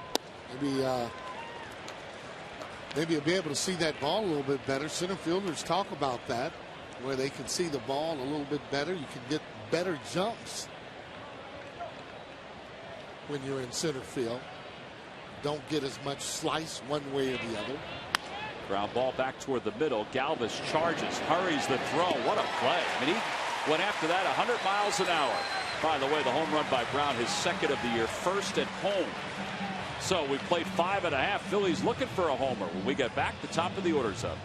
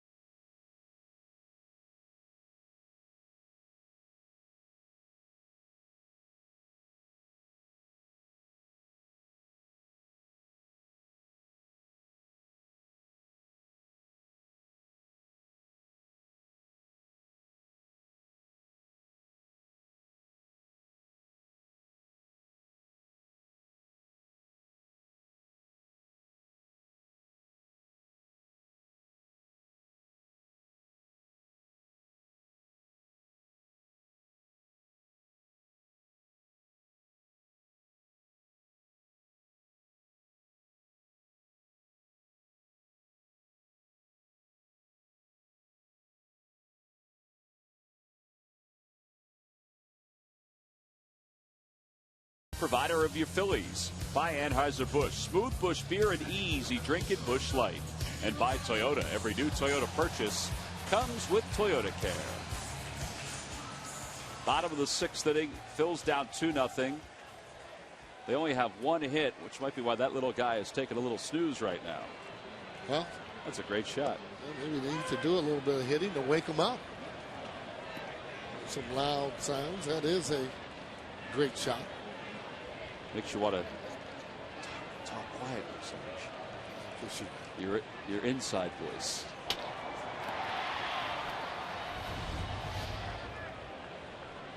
Rollins today is 0 for 2. He's grounded out twice. I know Charlie, sorry there, Tom, had talked about maybe just leaving J-Ro there, but for me, I would actually put Juan Pierre there and leading him off. And I would do that until maybe J-Ro starts hitting the ball a little bit better. And also, if it continues getting on Pierre with coming into the game on base percentage, 359, at least maybe he might see a more fastball. Maybe they would go at him a little bit more. But since Pierre is getting on a little more, I'd have J-Ro maybe just to switch that position. He was trying to have a little defensive swing here. It's going to cost him in that bat. Yeah. All right. So you would put I'd put J-Ro second. J-Ro second. Yeah. I mean, try it out. I mean, you're just continually going through the same thing. He's having kind of like the same at-bats. Obviously, he's pressing a little bit up there at the plate. He doesn't swing like that. That's a ball there that you got to be able to stay back. And if it is right there in your zone and you pull it foul, you have to pull it foul. I think he tried to keep that ball fair, end up popping the ball up. Jimmy has batted third this year. Yeah. I don't think he's batted second for a long period of time during his career. Yeah, I mean, you can experiment with it. You can always have Victorino hitting second. Maybe you put J-Ro back the other way. How about that? That's going to be a double. That's a little Rafael Furcal right there. I don't remember seeing Juan Pierre ever do that. Yeah. Not that he's been in Philadelphia, but over the years, he's not that kind of guy, but he tried it a couple of weeks ago. Yeah, and not only that, though, he usually would try and get it where it was going past the pitcher.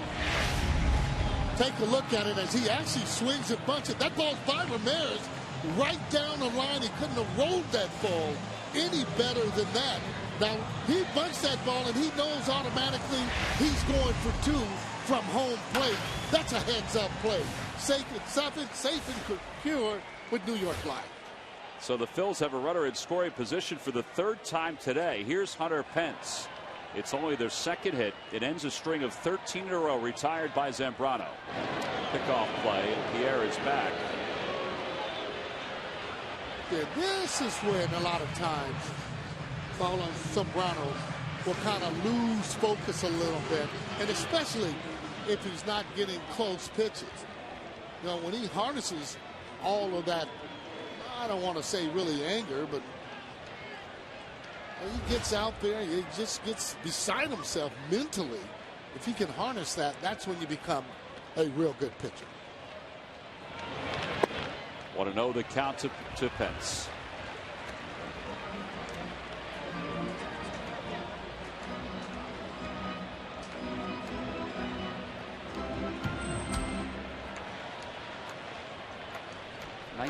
Multi-hit games. He's had a good year so far. He seems to find a way to get on base. Just seems to find a way. That's it. Hunter Pence, on the other hand, as we said, has been due. He's been due for a while with runners in scoring position. He'll be the first to tell you that.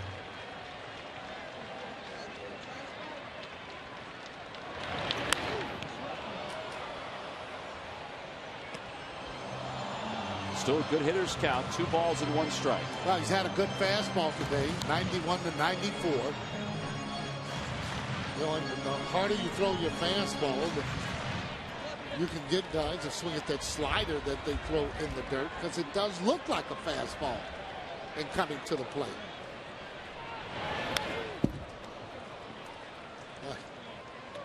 He's staying right on his knuckles. that two-seamer. And by the way, though, those are balls that are coming in there, but very difficult to hold up on because, you know, again, it looks like that fastball. Buck backhands from the dirt. It's 3-2. That was a good play. Yeah, that was that split that he throws.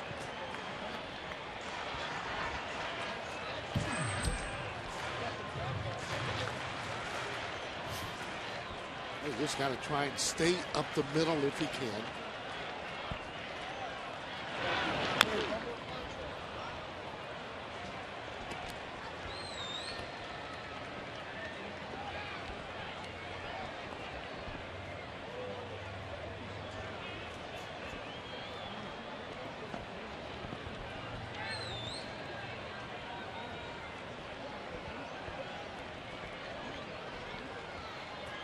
To the count to Pence. Swing and a miss. He got it. Well, he got a good pitch too. It was a fastball at 92. Yeah, more location than it was speed to get the ball by Pence. Just didn't really cover that outside part of the plate. It's coming in right now. You can see that spot where he throws it. That's just a good 3-2 pitch. Sometimes where you don't want to, I'll give that pitcher a little bit of credit.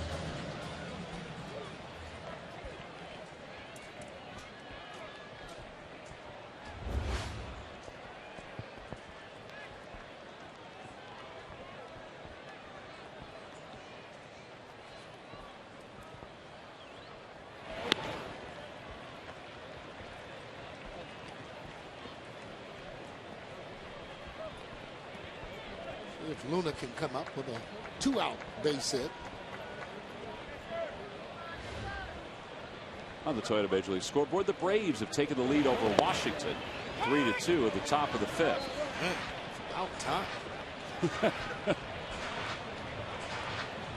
Bryce Harper has hit his fifth for Washington, but Atlanta up 3-2 and threatening for some more.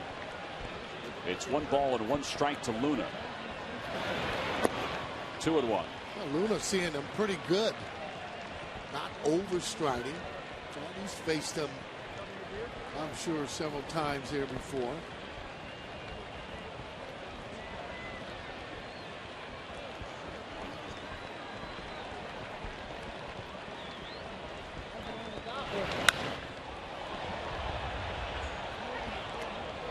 Again, that fastball, and that one at 94. Every time you look at Carlos on the mound, looks like he's smiling.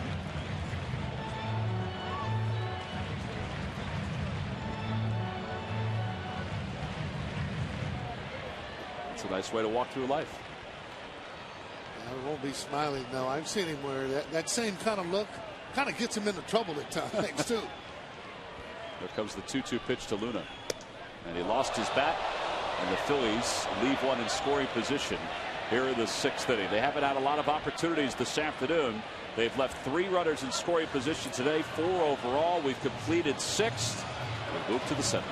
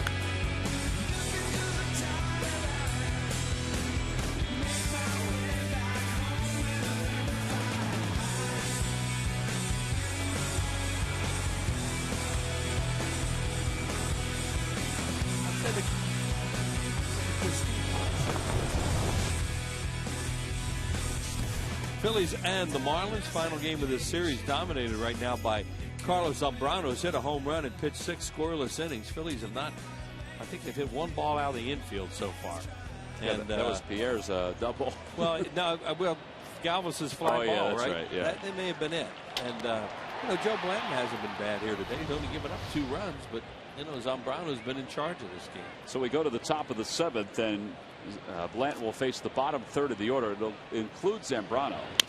Buck rolls over on 1. It's 1 ball and 2 strikes to him.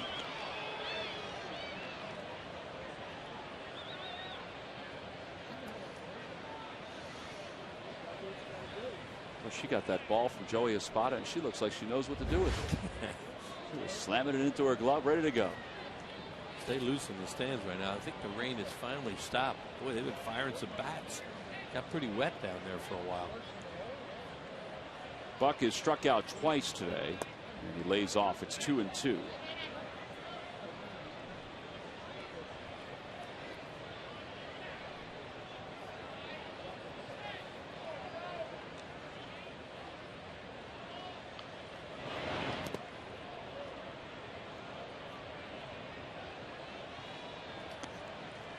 Joe is only at 83 pitches at this point.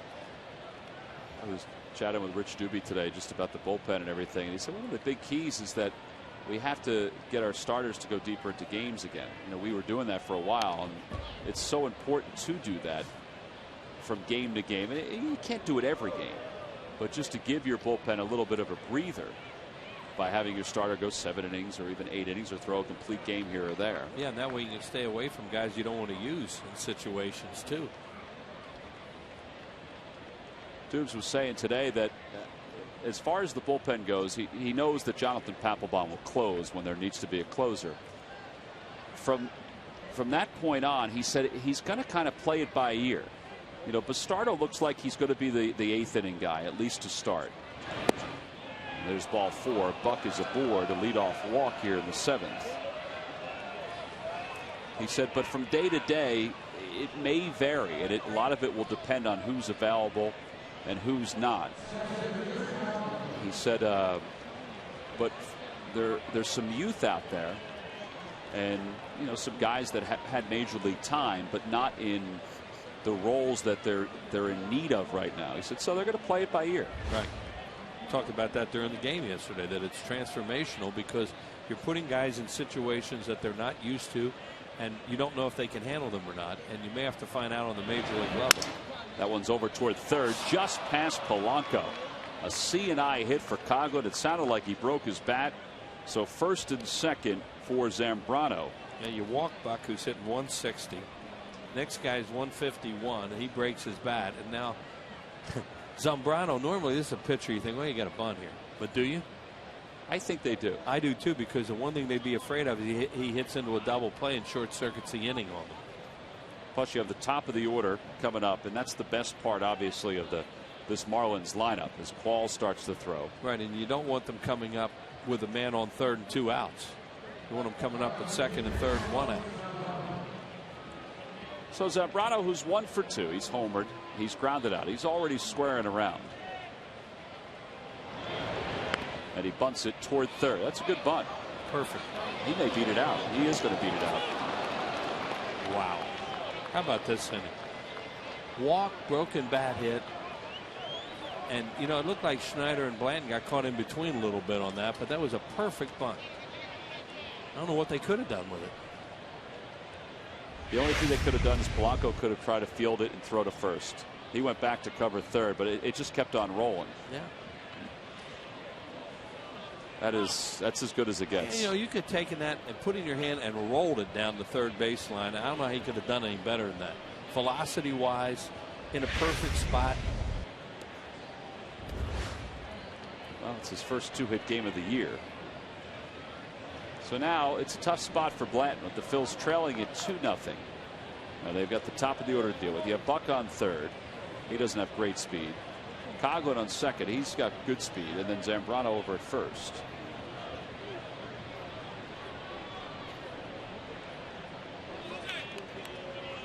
These lucky fans are today's Citizens 7. They will each receive a prize pack courtesy of Citizens Bank. Citizens Bank with the most 7-day branches in the Philadelphia area. To find a branch near you, visit citizensbank.com.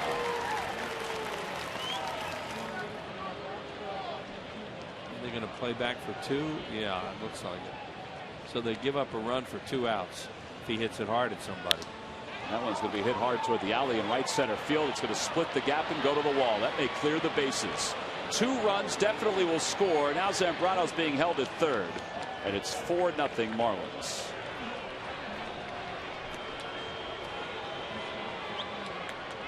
Well, the top of the order is what kills you, and what's really going to hurt the Phillies now and maybe put them out of this game is that they let the bottom of the order hurt them. Charlie looks like he's trying to decide if he's going to come out or not. Bases loaded with a 7, 8, and 9, and now here come the big boys. Change up and out over the plate, lined into the gap in right center. Zambrano was running really hard coming into third, but they wisely held him there. Reyes was riding him a little bit about his running ability. So that's going to be it for Joe Blanton. Chad Qualls is coming in. So Joe goes 6+ today. And his afternoon is done, but his line is not complete just yet. The runners on second and third are his responsibility. This is an AT&T call to the bullpen. Final game of this 3-game series between the Phillies and the Marlins.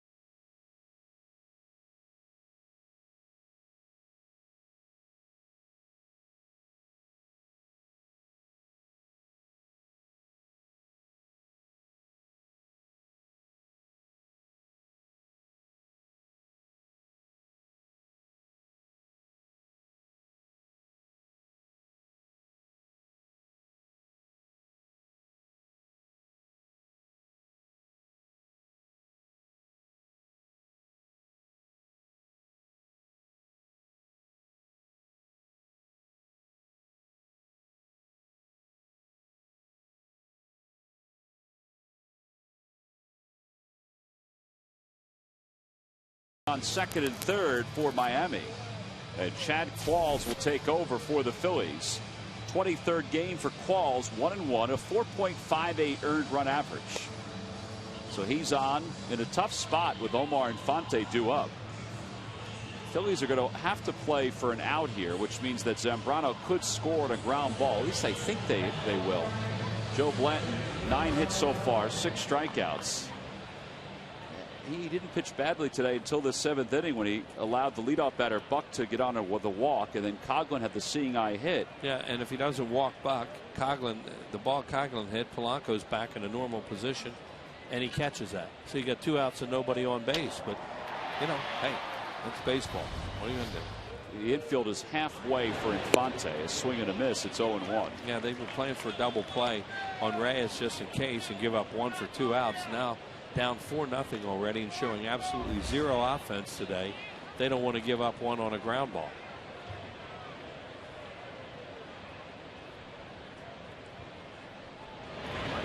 Little cue shot right side of the mound. Runner will hold at third. 1 out.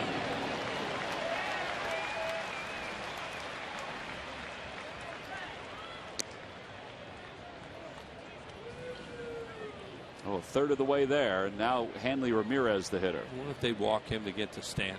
Stanton's been struggling this weekend, although you know he can hurt you so easily with 1 swing of the bat. But Ramirez has really hurt them, and this way he'd set up a double play. Well, that, or you could try to get Stanton out and then bring Diekman in to face Dobbs. Right, but Ramirez is the one. Man. Well, they're going to stay the same way. Play the infield in. Ramirez has 4 hits in this series. 3 are homers. And that ball is boxed off the glove of Schneider. Here comes Zambrano. He's with a score. 5-0. Marlins on top. I think that's a pass ball. I didn't think that hit the dirt, but we'll see how they score it. Didn't sound like it. Wild pitch is how they score it. Oh. So Jay Dunn must have seen something. I think that's a pass ball, but either way, a run scores. It just sounded like it hit leather. So 5-0. Marlins on top. Ramirez now up with a runner at third. The infield comes in another step.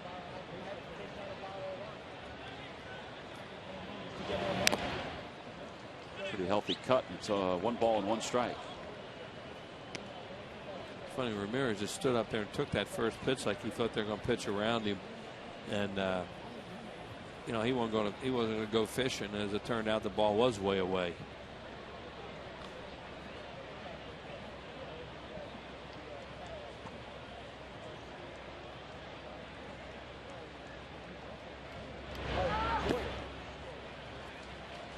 Worst swing he's had all weekend.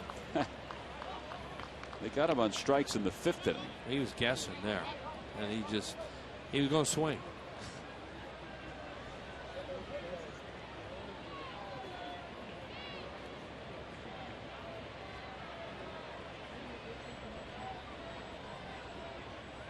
One ball, 2 strikes the count to Ramirez. And he stays alive. That one into the sweet level to the right of the plate.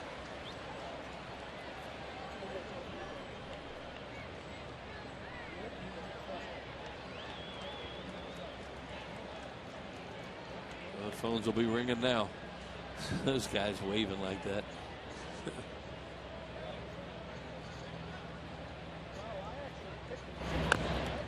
Hit that ball twice. 2-stroke penalty. It remains 1-2. By the way, Wheels, down in Clearwater. Clearwater defeated Palm Beach 3-0 as Diekman warms in the pen. Michael Martinez played again today. Played center field. Was 0 for 2 with a walk. Jesse Biddle. How about the last 6 weeks he's had? Or 5 weeks. 7 innings, 12 strikeouts, Good. 4 hits. Uncle Guy. That would be a really nice story, wouldn't it? Jesse Biddle could pitch in his hometown. Well, if he stays healthy, it's probably going to happen. Seems like he gets off to a little bit of a slow start each level he goes to and then really picks it up. It's a good sign.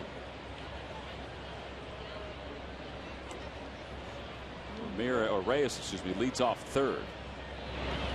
That ball's hit back towards shortstop. Rollins has a play at the plate. The throw is a perfect one, and because Reyes didn't slide or anything, Schneider had a really easy play. 2 outs. How can he not slide? I don't know what he was thinking there. He knows it too as he goes back to the dugout. You know, the infield's in. He was going on contact. I mean, he doesn't have to run Schneider over, but you know, you got to make a little better effort than this. I don't know. He was about to slide. I think the only way he could do anything there is to run Schneider over, and he didn't want any part of that. Stanton's 0 for 3 today. He was way out in front of the plate. I think the more you see that replay with Jimmy's throw, Brian Schneider was up the line a little bit, so there was nothing for him to slide at. That bat was sitting there. I don't know. Maybe if that had something to do with it. Yeah, could be.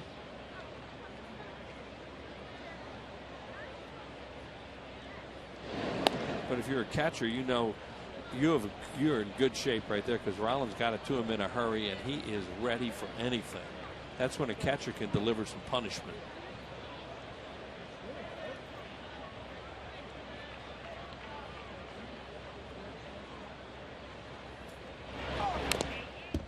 Foul ball, which looked like it just missed getting Schneider and the home plate umpire Doug Eddings. 0-1 the count to Stanton.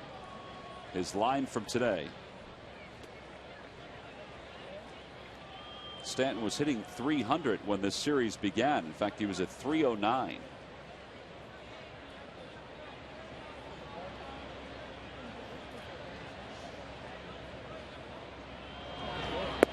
He went. Dana Dubuque confirms 0-2. be hard to stop your swing if you're this guy.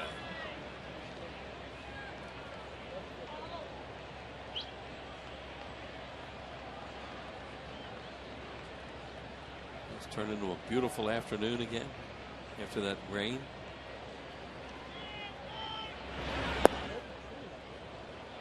One and two the count.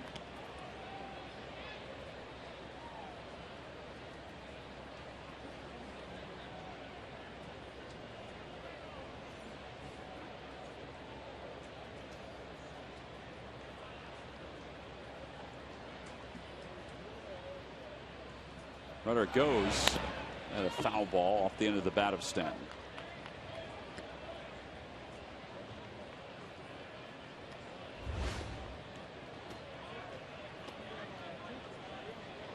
His one hit was his first at bat when he had the RBI double.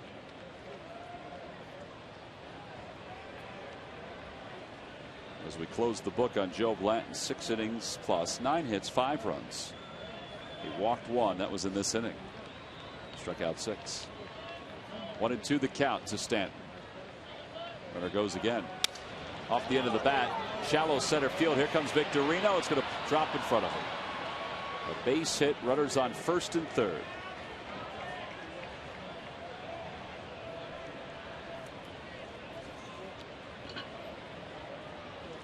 And now you figure that Diekman's going to face Dobbs. So here comes Charlie Manuel. So Qualls' day is done.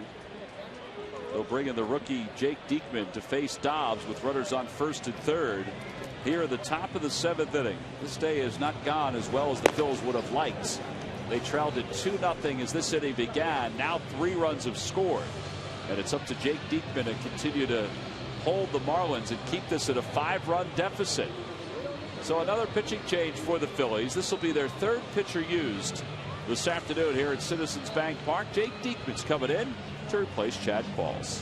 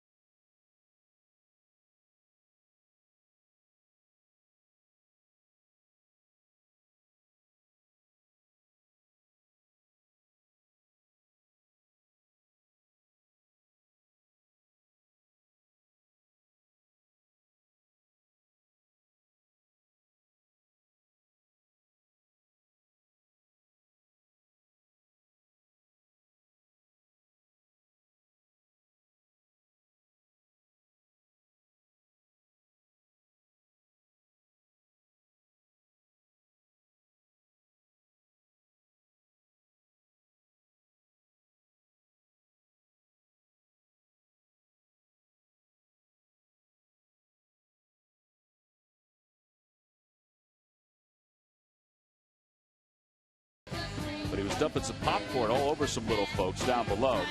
That gentleman decided to sit out the entire rainstorm, and he wasn't moving from that area. Naps for everyone today. And Claire is celebrating her 100th birthday. Happy birthday, Claire. Boy, she looks great. Really? God bless her. And then everybody else got the rest of the popcorn. Were you down there, Wills, when you threw that popcorn? Don't even start that because he may think about it. Coors Light Freeze Cap brought to you by Frost Brewed Coors Light. Still got stuff in there from 4 years ago. Look down up here in the booth and find the kernels. Ruggiero is going to pinch hit against Diekman. He'll pitch hit for Dobbs. It's 0-1. Just kidding. They do a great job cleaning up here. There's no more popcorn left. 9th ball game for Diekman.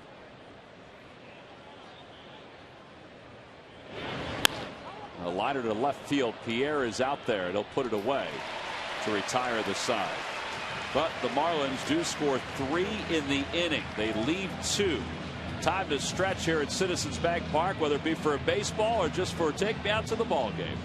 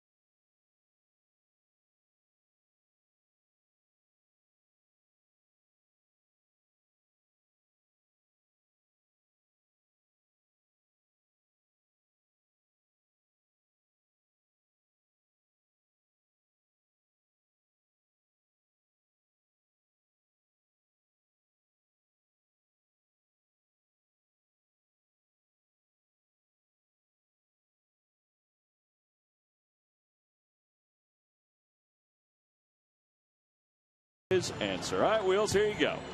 Ozzie Guillen won the Rookie of the Year award for the White Sox in '85. Named the only other White Sox shortstop to win the Rookie of the Year award. I'm going to go with the guy that every Venezuelan shortstop wanted to be after this guy made the major leagues. Including him. And that would be the great Luis Aparicio. That is correct. Rookie of the Year in 1956. Boy, he was good. Log back on to Phillies.com to find out if you're the winner of a Phillies prize pack. And thanks for playing Dodge Stump the Fans. Dave Concepcion, when he made it to major leagues, he talked about Luis Aparicio, and they all did. Any Venezuelan guy who made it just idolized that guy. How about the fact that the Phillies Venezuelan second baseman, who was a shortstop by trade, that's Freddie Galvis, is wearing number 13. Yep. Omar Vizquel, all those guys. He was a special player for them. Ruggiano's going to stay in the game and play left field. He came on a pinch hit for Dobbs. As we go to the bottom of the 7th inning, Zambrano remains in the game 2. And he'll face Victorino, Polanco, and Freddie Galvis. Well, the Phillies are in search, and we've mentioned this often this year. They're in search of some offense today. They have just 2 hits, and Juan Pierre has both of them. One in the first, one in the 6th. And Zambrano just dazzled him today. We set it up at the beginning of the game that he's a totally different pitcher at this point in his career. The way he works and makes it up out there. All these different pitches he throws. Complete with a Dempster waggle with a glove. Yeah. Well, Sarge was saying that he used to tip his pitches, or he was his last couple of years. So that could be why he's gone to the little movement of his glove. Well, he's got about 10 different pitches now. Right. He didn't used to. He used to throw fast, heavy sinker, slider, and a changeup. And I guess the changeup was always a split.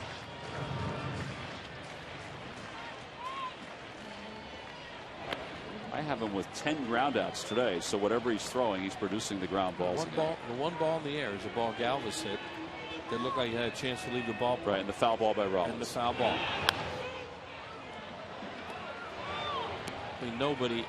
I don't think anybody in baseball would expect what you're watching right now. This time last year, or when he started to fade, both emotionally and as far as his physical abilities. And a called strike 3. He has struck out 3 straight. Well, he went back to a breaking ball that time. That's what I mean, how he just throws 3-2 with a 5-run lead. If you're a hitter, you think I'm going to get a fastball here. I'm certainly not going to get a backdoor breaking ball. Good frame job there by Buck. I don't know whether it ever got to the corner or not, but it was close. 6 strikeouts overall. Polanco's 0 for 1. He's up now.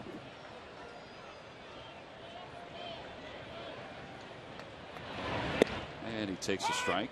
Polanco walked his first time up, grounded out in the 4th.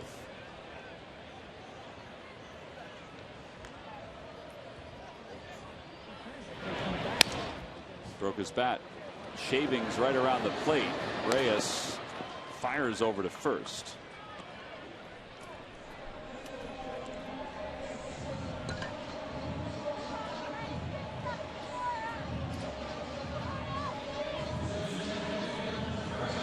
(17 of 18) retired now by Zambrano. Yeah, think of the base runner, how he got on. Pierre he slapped that little slug bunt past Ramirez for a double down the third baseline. Galvis hit one toward the fence in right center field his last time up with the wind blowing in at the time. It kind of died right at the track. 1-1 the count to Galvis. Zambrano about to throw his 98th pitch. Working really fast too.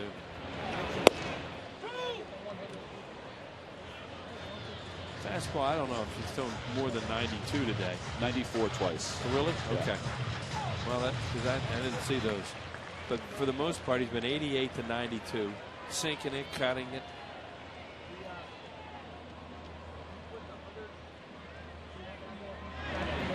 Curveball hits a right field. Stanton comes in. This is going to turn out to be another easy inning for Zambrano. So he's retired 18 of 19 hitters.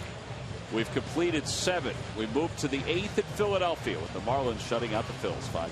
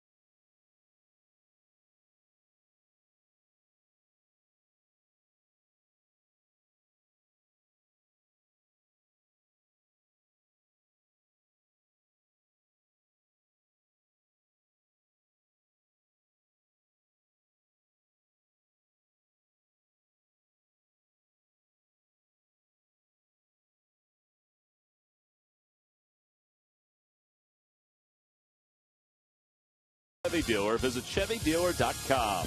Buy the Pennsylvania Lottery. Play the new instant game for the Pennsylvania Lottery. Black Tie. Must be 18 years or older to play. Please play responsibly. And buy Dodge. Visit Dodge.com or your local dealer today. Center City. You can see it right now. You couldn't see it about a half hour ago with the storm coming through. Logan Square right there. They had the bike race downtown. I don't know where it started. It started near there, I think.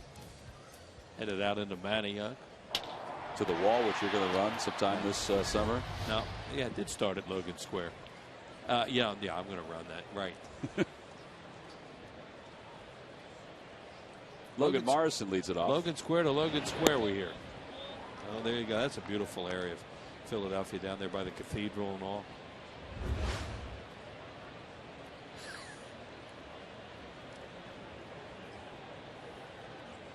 Morrison is 0 for 2. He's struck out. He's grounded out. He's hit into a fielder's choice, and he hits it over to Galvis again. 1 out.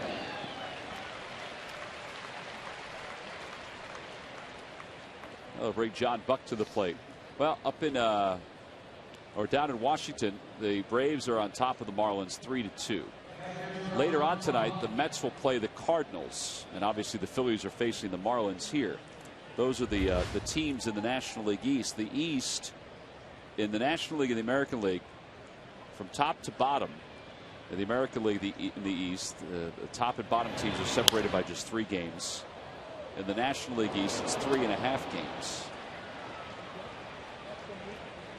And there's no other divisions in baseball that have that kind of landscape right now. And what's killing the Phillies, other than the fact, they haven't played real well this year, is if they don't win this game, they're 3 games under 500 at home. Here, that's just, it's just surprising.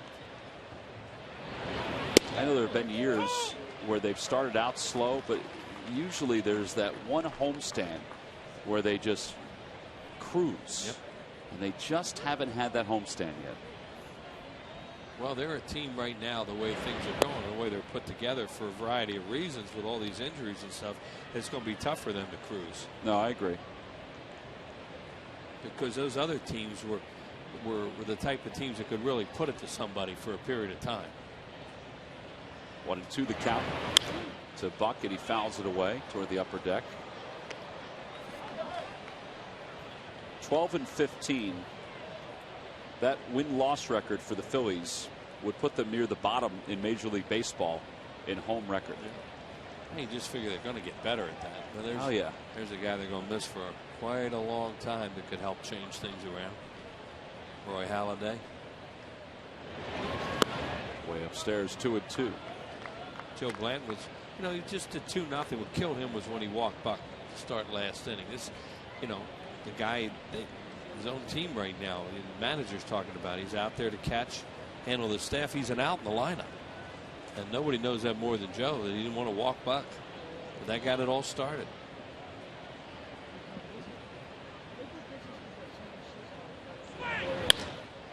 That'll flare it to right center for a hit. Boy, that had to feel good for him because he is really scuffling.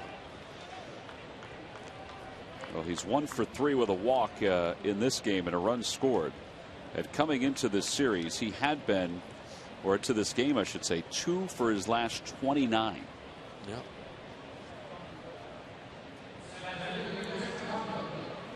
Chris Coughlin's 1 for 3. Hit that little C&I single right past Polanco his last time up.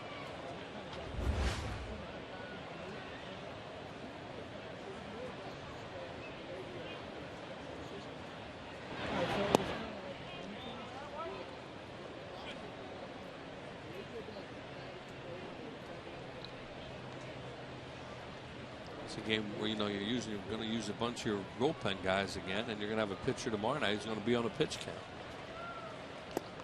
So they were really hoping for more innings today from the starter because they know tomorrow the odds are they're not going to get a lot of innings from the starter.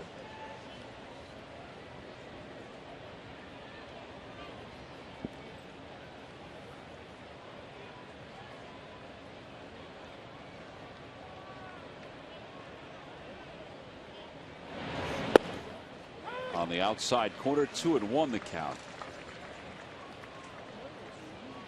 It's a nice easy fastball. Does Diekman. Doesn't look like he's throwing that hard, and it really must get on hitters, especially left-handed hitters. Over toward third. Polanco backs up on it. His play is to first, and Luna can't hang on.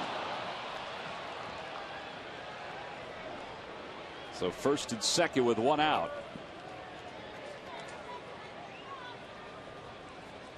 Let's see how they score that. That may be the first error of the year for Polanco. Yeah, he figures he can't go to second even with Buck running, and goes to first. Yeah, well, it would have beaten him, right? It would have beaten him, yeah. So they could score that an error. Now, if you're a first baseman, a lot of times they say you should be able to make that play, but they're going to score the error to Polanco. The throw was not the one he had intended, so that's his first error of the year. Zambrano to square. He laid down a beauty of a bunt the last time, not so much this time. You got to figure, well, we're up 5-0. Let me swing here. Last time it was only 2-0 when had him bunt. Hitting right-handed for the first time today.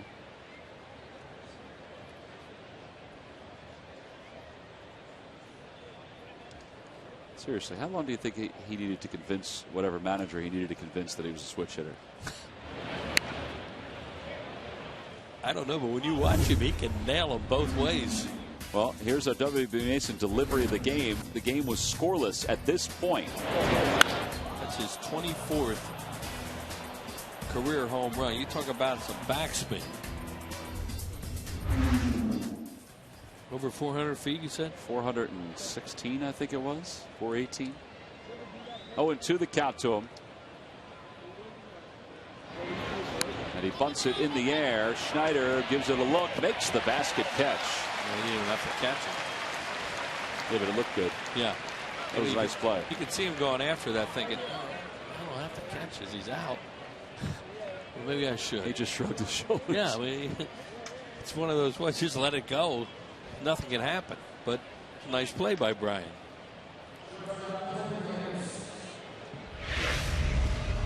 Watch it. Here we go. Here you go right here. Right now, that at-bat's over at that point.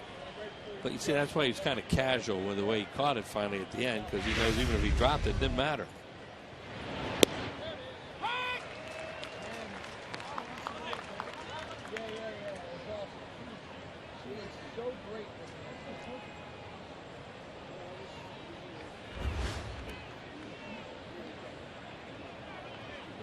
Reyes has 2 hits in his last 2 at-bats.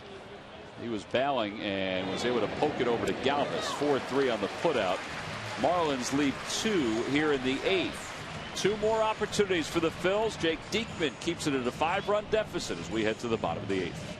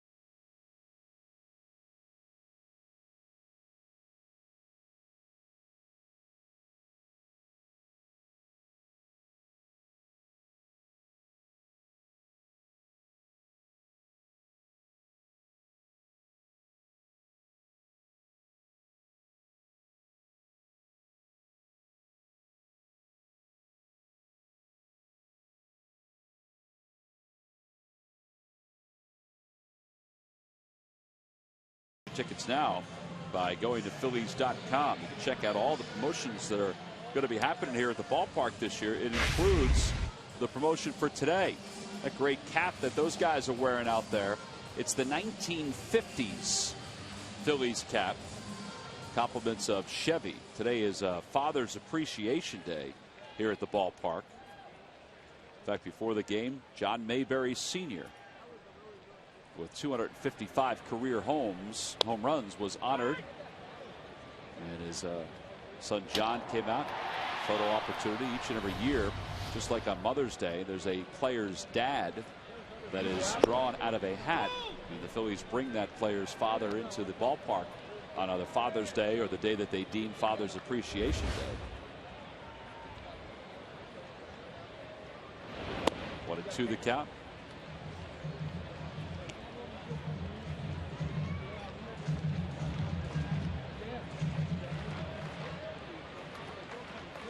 To the count to Brian Schneider. In fact, last year, as Reyes fields that one in the hole, and Morrison took his foot off the bag.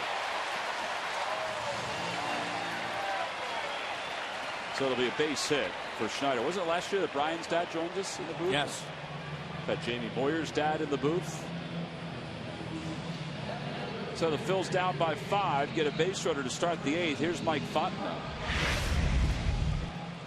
Looks like Reyes is going to make a spectacular play here. Schneider not, he can't run all that well.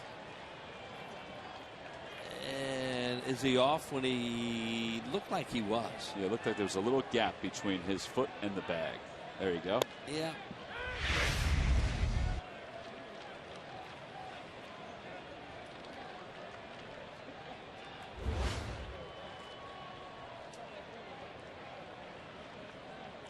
So Fontenot, a .421 hitter this year. He has 9 hits. That ball gets away from Buck, so Schneider will move up to second. They're going to get the bullpen up too. Marlins, they have to be thrilled with what they've gotten from Zambrano today, and they're going to be ready just in case anything happens in this inning. That's Cishek.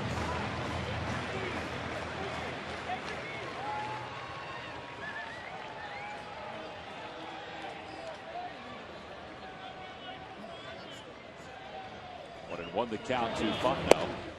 Outside corner, it's 1-2.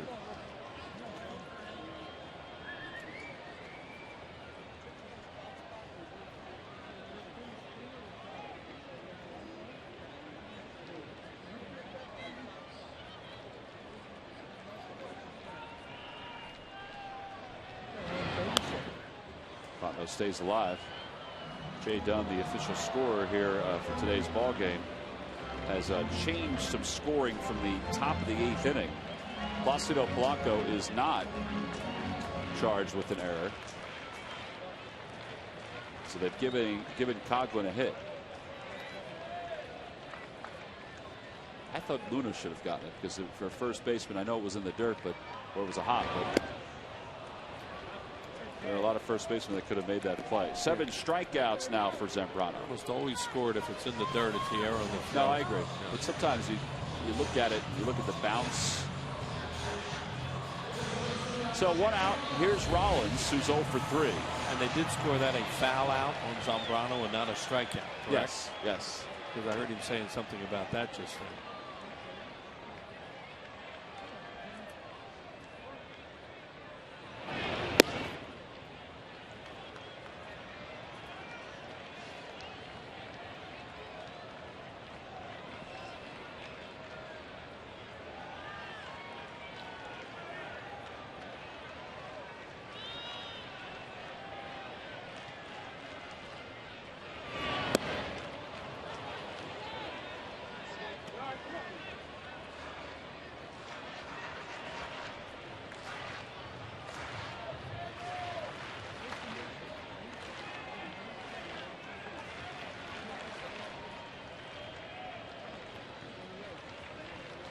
Ball, 1 strike to count to Rollins. A little low, 2-1. Zambrano now at 110 pitches. That's 111, I should say. That's another reason why they have the bullpen up.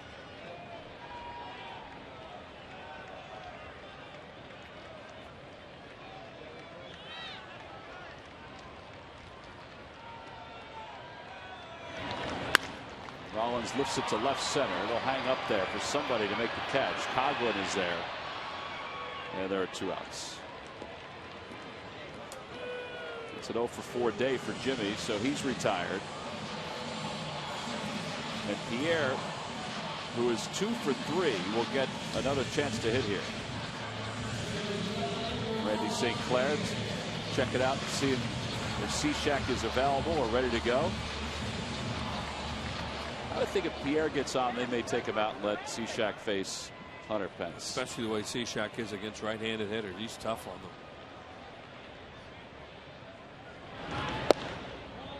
Want to know the count to Pierre? Yeah, Pierre gets on. I agree with you. They would do that because they would not want to see Pence pop a 3-run home run off Zambrano with Cishek ready to go.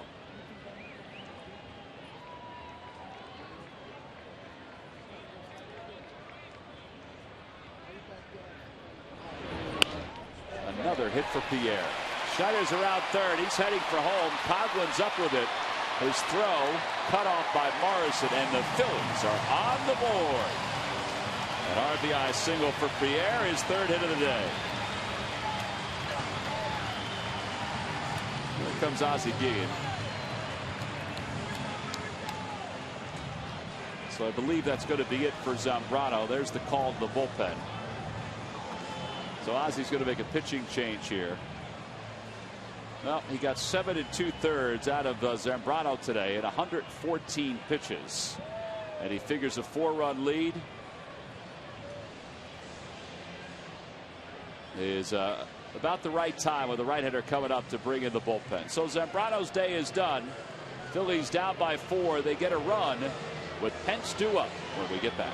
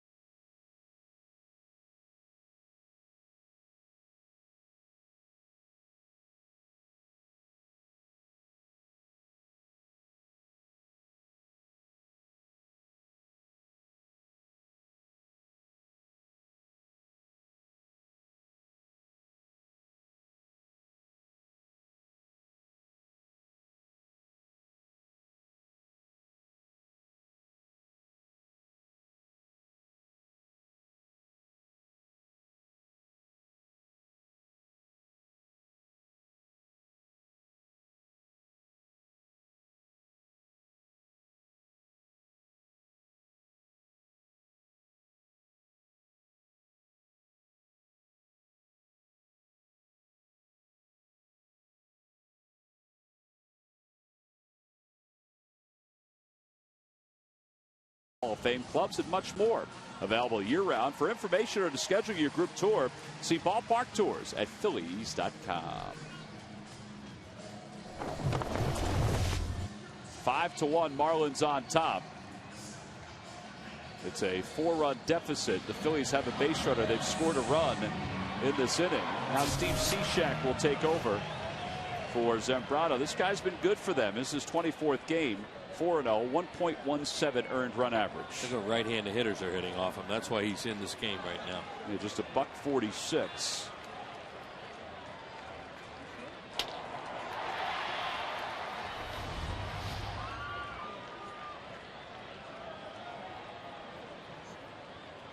Pierre leads off first.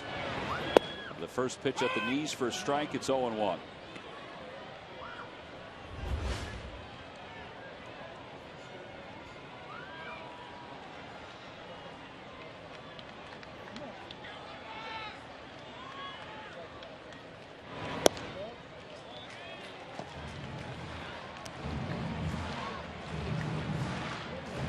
Joe Blanton started for the Phillies. He went 6+ innings. He only allowed the 2 runs until the 7th.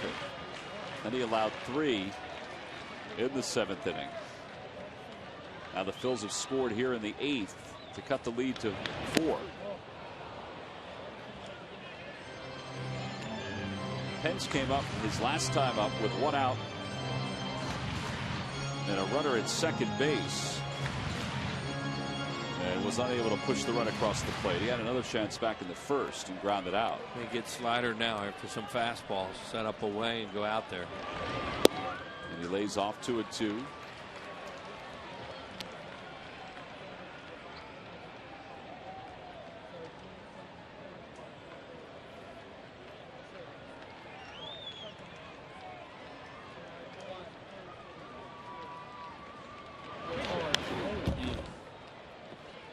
That was a mistake there, and he just didn't quite get it. That was a fastball, and it was in, and he opens up so much. That was right where he can drive it.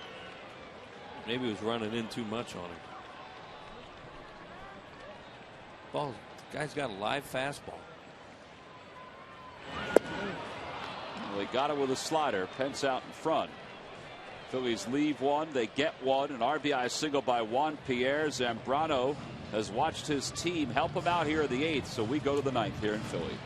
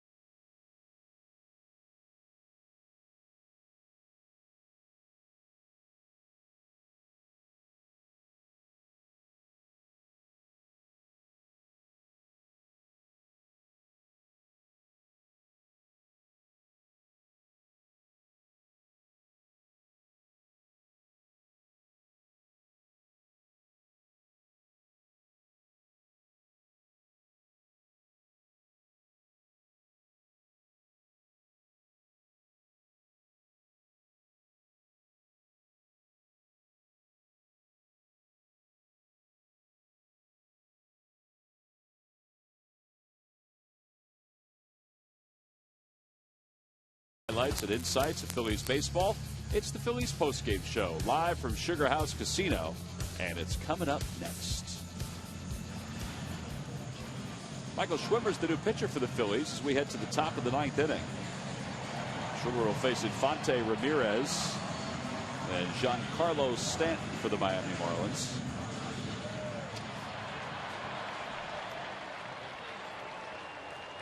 Jake Diekman went an inning and a third scoreless for the Phillies. So now it's Schwimmer. And a first pitch fastball, first strike, 0-1. Schwimmer in yesterday's ball game pitched one inning. He pitched the 8th. He faced Ramirez, Stanton, and Morrison. That's a good slider. It's 0-2.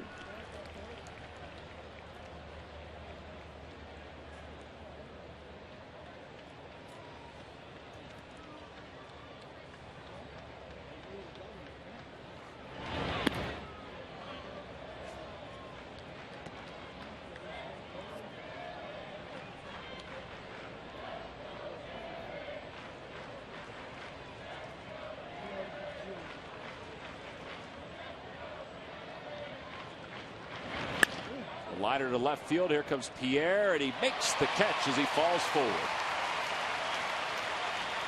And one out here at the top of the 9th inning. Every time the Phillies retire the opposing team 1-2-3, which Joe Blanton did right out of the chute with a 7-pitch first inning. Comcast will make a contribution to Phillies charities. Phillies baseball is brought to you by Xfinity, your home for the most live sports, giving you all your favorite sports all year long. Well, Hanley Ramirez is homered today.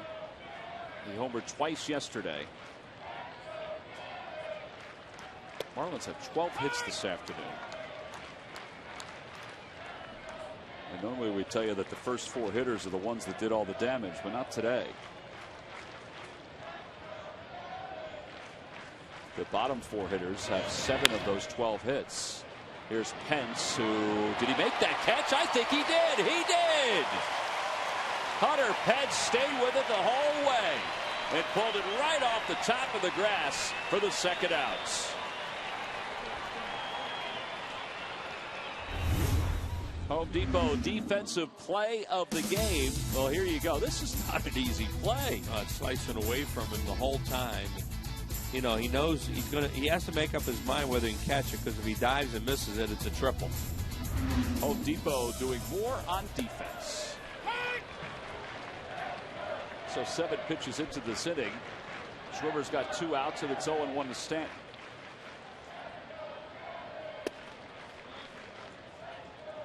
See that velocity for Schwimmer, 95, sometimes 96. He has good velocity, and he's just got to work on the movement and those secondary pitches. Over to third. Polanco to a knee. Turned out to be an easy inning for Schwimmer. A fast inning, too. 9-pitch inning. All right, so the Phils have one more chance as we go to the bottom of the 9th inning. They're down by 4 with Hector Luna to lead it off.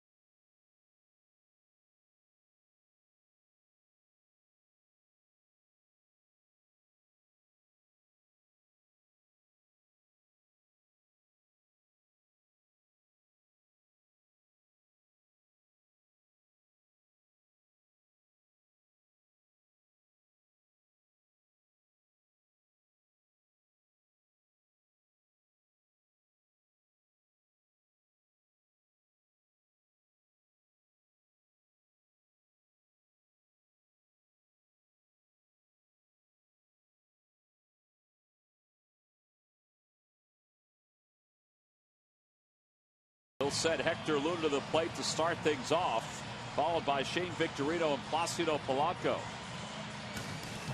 Our upcoming schedule will include 4 against the Dodgers, all 4 games on Comcast Sportsnet. Then interleague play Friday down in Baltimore. It's the start of a 3-game series. It wraps up next Sunday on PHL 17, an off day that following Monday the 11th. And then the Phillies will be in Minnesota to take on the Twins. Steve Cishek stays in the ball game for the Marlins here in the 9th inning.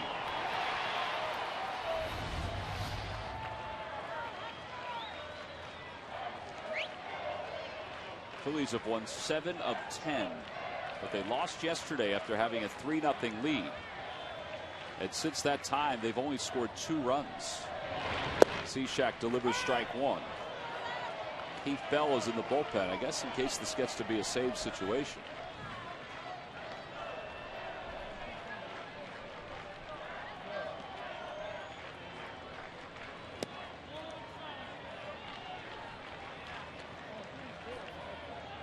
There's Heath. Yeah, they're trying to build his confidence up, so if this were to get into a save, they would bring him in because it would, he'd have wiggle room.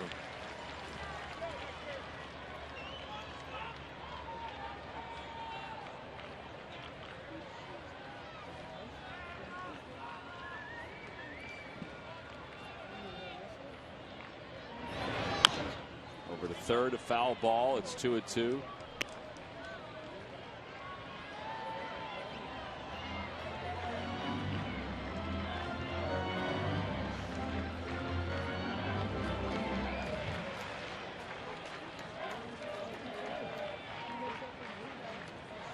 Luna 0 for 2.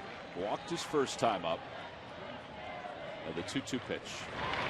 Breaking ball hit in the air to left field. Playable for Ruggiero. That was a hanger, too. And there's 1 out.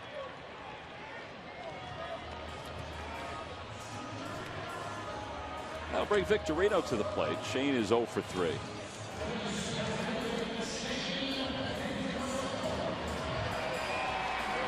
Mentioned that Shane had his cortisone shot the other day. It does bother him, it seems, more left-handed than right-handed. Tomorrow it'll be Clayton Kershaw. Phillies will see 2 lefties during the series against the Dodgers. Kershaw tomorrow and Chris Capuano on Wednesday.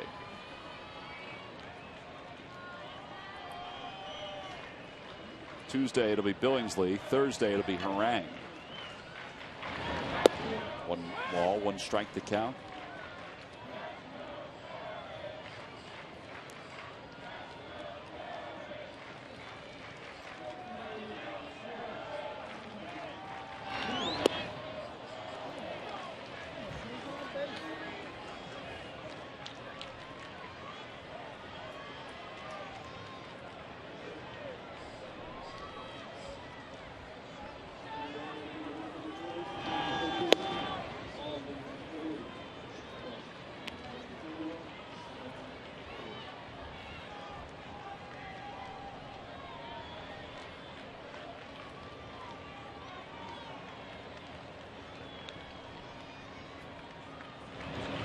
Victorino shoots it the other way, so he's aboard with 1 out.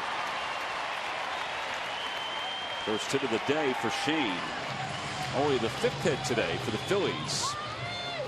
That'll bring Polanco to the plate, who is 0 for 2. Charlie looking for some kind of spark here at the bottom of the 9th inning. Phillies this year have not won a game when they've trailed after 7 or when they've trailed after 8. Well, one more base runner and you'd have that save situation. Victorino not being held on at first. Polanco takes away inside.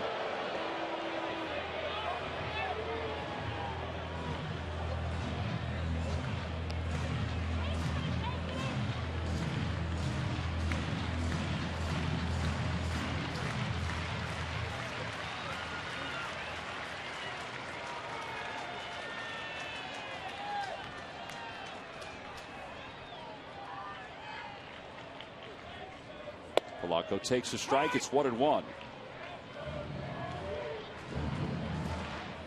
On the Toyota Major League scoreboard after last night's game, and it was an unbelievable game. The Yankees have come back to win it 5-1 over Detroit today. Derek Jeter homered. He had 2 hits. How about the 2 home runs Miguel Cabrera hit yesterday for the Tigers? To the right side, a base hit. So the Phillies have first and second with 1 man down. Well, they're not going away just yet. And now you're in that save, and he may come and bring Bell in the game. I think somebody said to Ozzie Guillen as he was trying to decide if he should bring Heath Bell in the game, he goes, well, if you do, you've already used Cishek. You have nobody else to back him up. Yeah, you got Choate. Yeah. That would be it. Well, they do decide to bring Bell in, so we have a pitching change here in the 9th inning. The Phillies trail it by 4.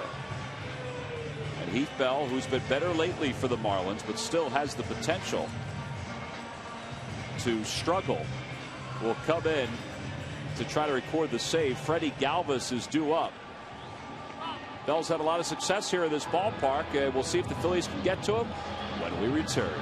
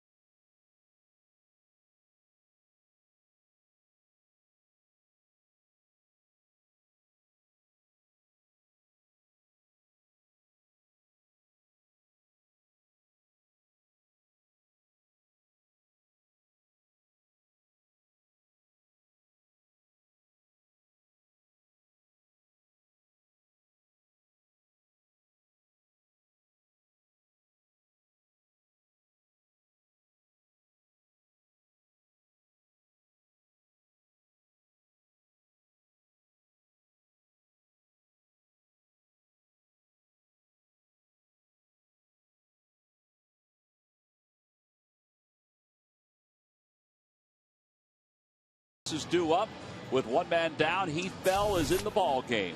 2-3 with a 6.86 earned run average. He closed out yesterday's ball game for the Marlins. He has 11 saves in 15 opportunities. And he's on here to try to finish off the 3rd game of this series. Ozzie Guillen, as Wheels mentioned, is probably trying to build up the confidence of his closer. Yeah, I'd have to give him credit. I mean, he could have easily taken him out of the closer's role. He's taken him out of games and save situations. Yeah, well, they paid a fortune to bring him to their club to do this role for, what, 3 years, 4 years?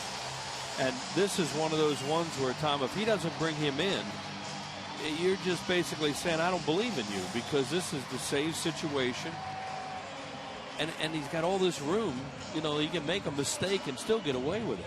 So, you know, as a manager, you have to deal with guys' psyches a lot of times, too. And sometimes they're very fragile. So Victorino's on second. Polanco's over at first. Galvis is 0 for 3 today. He looked like he might have his 4th home run. And you go back in the dugout after you've done this and know I did the right thing. Now put my seatbelt on and hope my guy makes me look good. Because I believe in him. Galvis is 0 for 3. We were mentioning that he came close to a home run in the 5th. Chance of Freddie all around the ballpark. He takes strike 1.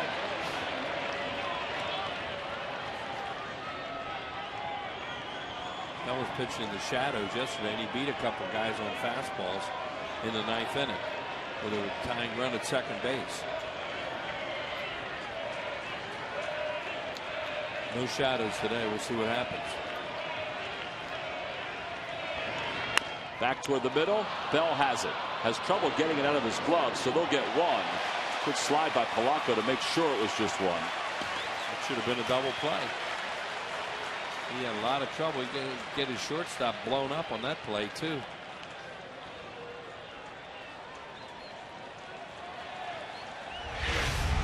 Here it is right here. It's an easy play for Bell, but you know he hesitates, just gooses it to second, put nothing on the throw, and almost got Reyes hurt. Reyes, to his credit, is still trying to make a double play, although in that situation, when you have a 4-run lead and that play's that close and the guy's coming, just get out of there because you have 2 outs. Brian Schneider is up. Victorino's at third. Galvis is at first. Ruiz is in the on-deck circle. Phillies need 4.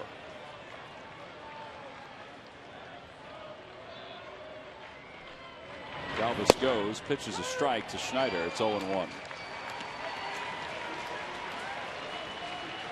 No stolen base for Galvis. There's Carlos. Brian Schneider, one of the guys that Bell got on a fastball in the 9th inning yesterday. With a 9-pitch at bat. Yeah, he really did battle it. Up the first base line. This should do it for the series. Logan Morrison will run it to the bag, and the Marlins have taken 2 of 3 from the Phillies.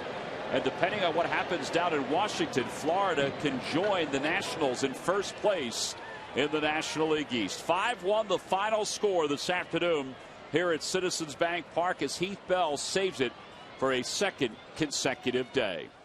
Our Chevrolet player of the game, he was the story of the day. Carlos Zambrano, 7 2/3, and he also hit a home run. Yeah, Zambrano did a great job today. He kept the ball really in the infield for the most part. A lot of ground ball, not many balls hit in the air. They didn't even really hit balls hard on him. He had 7 strikeouts. He got the ball over the plate. He mixed them up with all kinds of different pitches. And he hit a ball out of the ballpark. So, you know, he couldn't have done much more today. He did a tremendous job for them. And here's that home run. Left-handed, way out to left center field. His 24th career home run. So he is our Chevrolet player of the game this afternoon as the Marlins have taken 2 of 3 from the Phillies. Today's final 5-1. Heath Bell congratulated for a 2nd straight day. We'll be back to talk a little bit more about it right after this.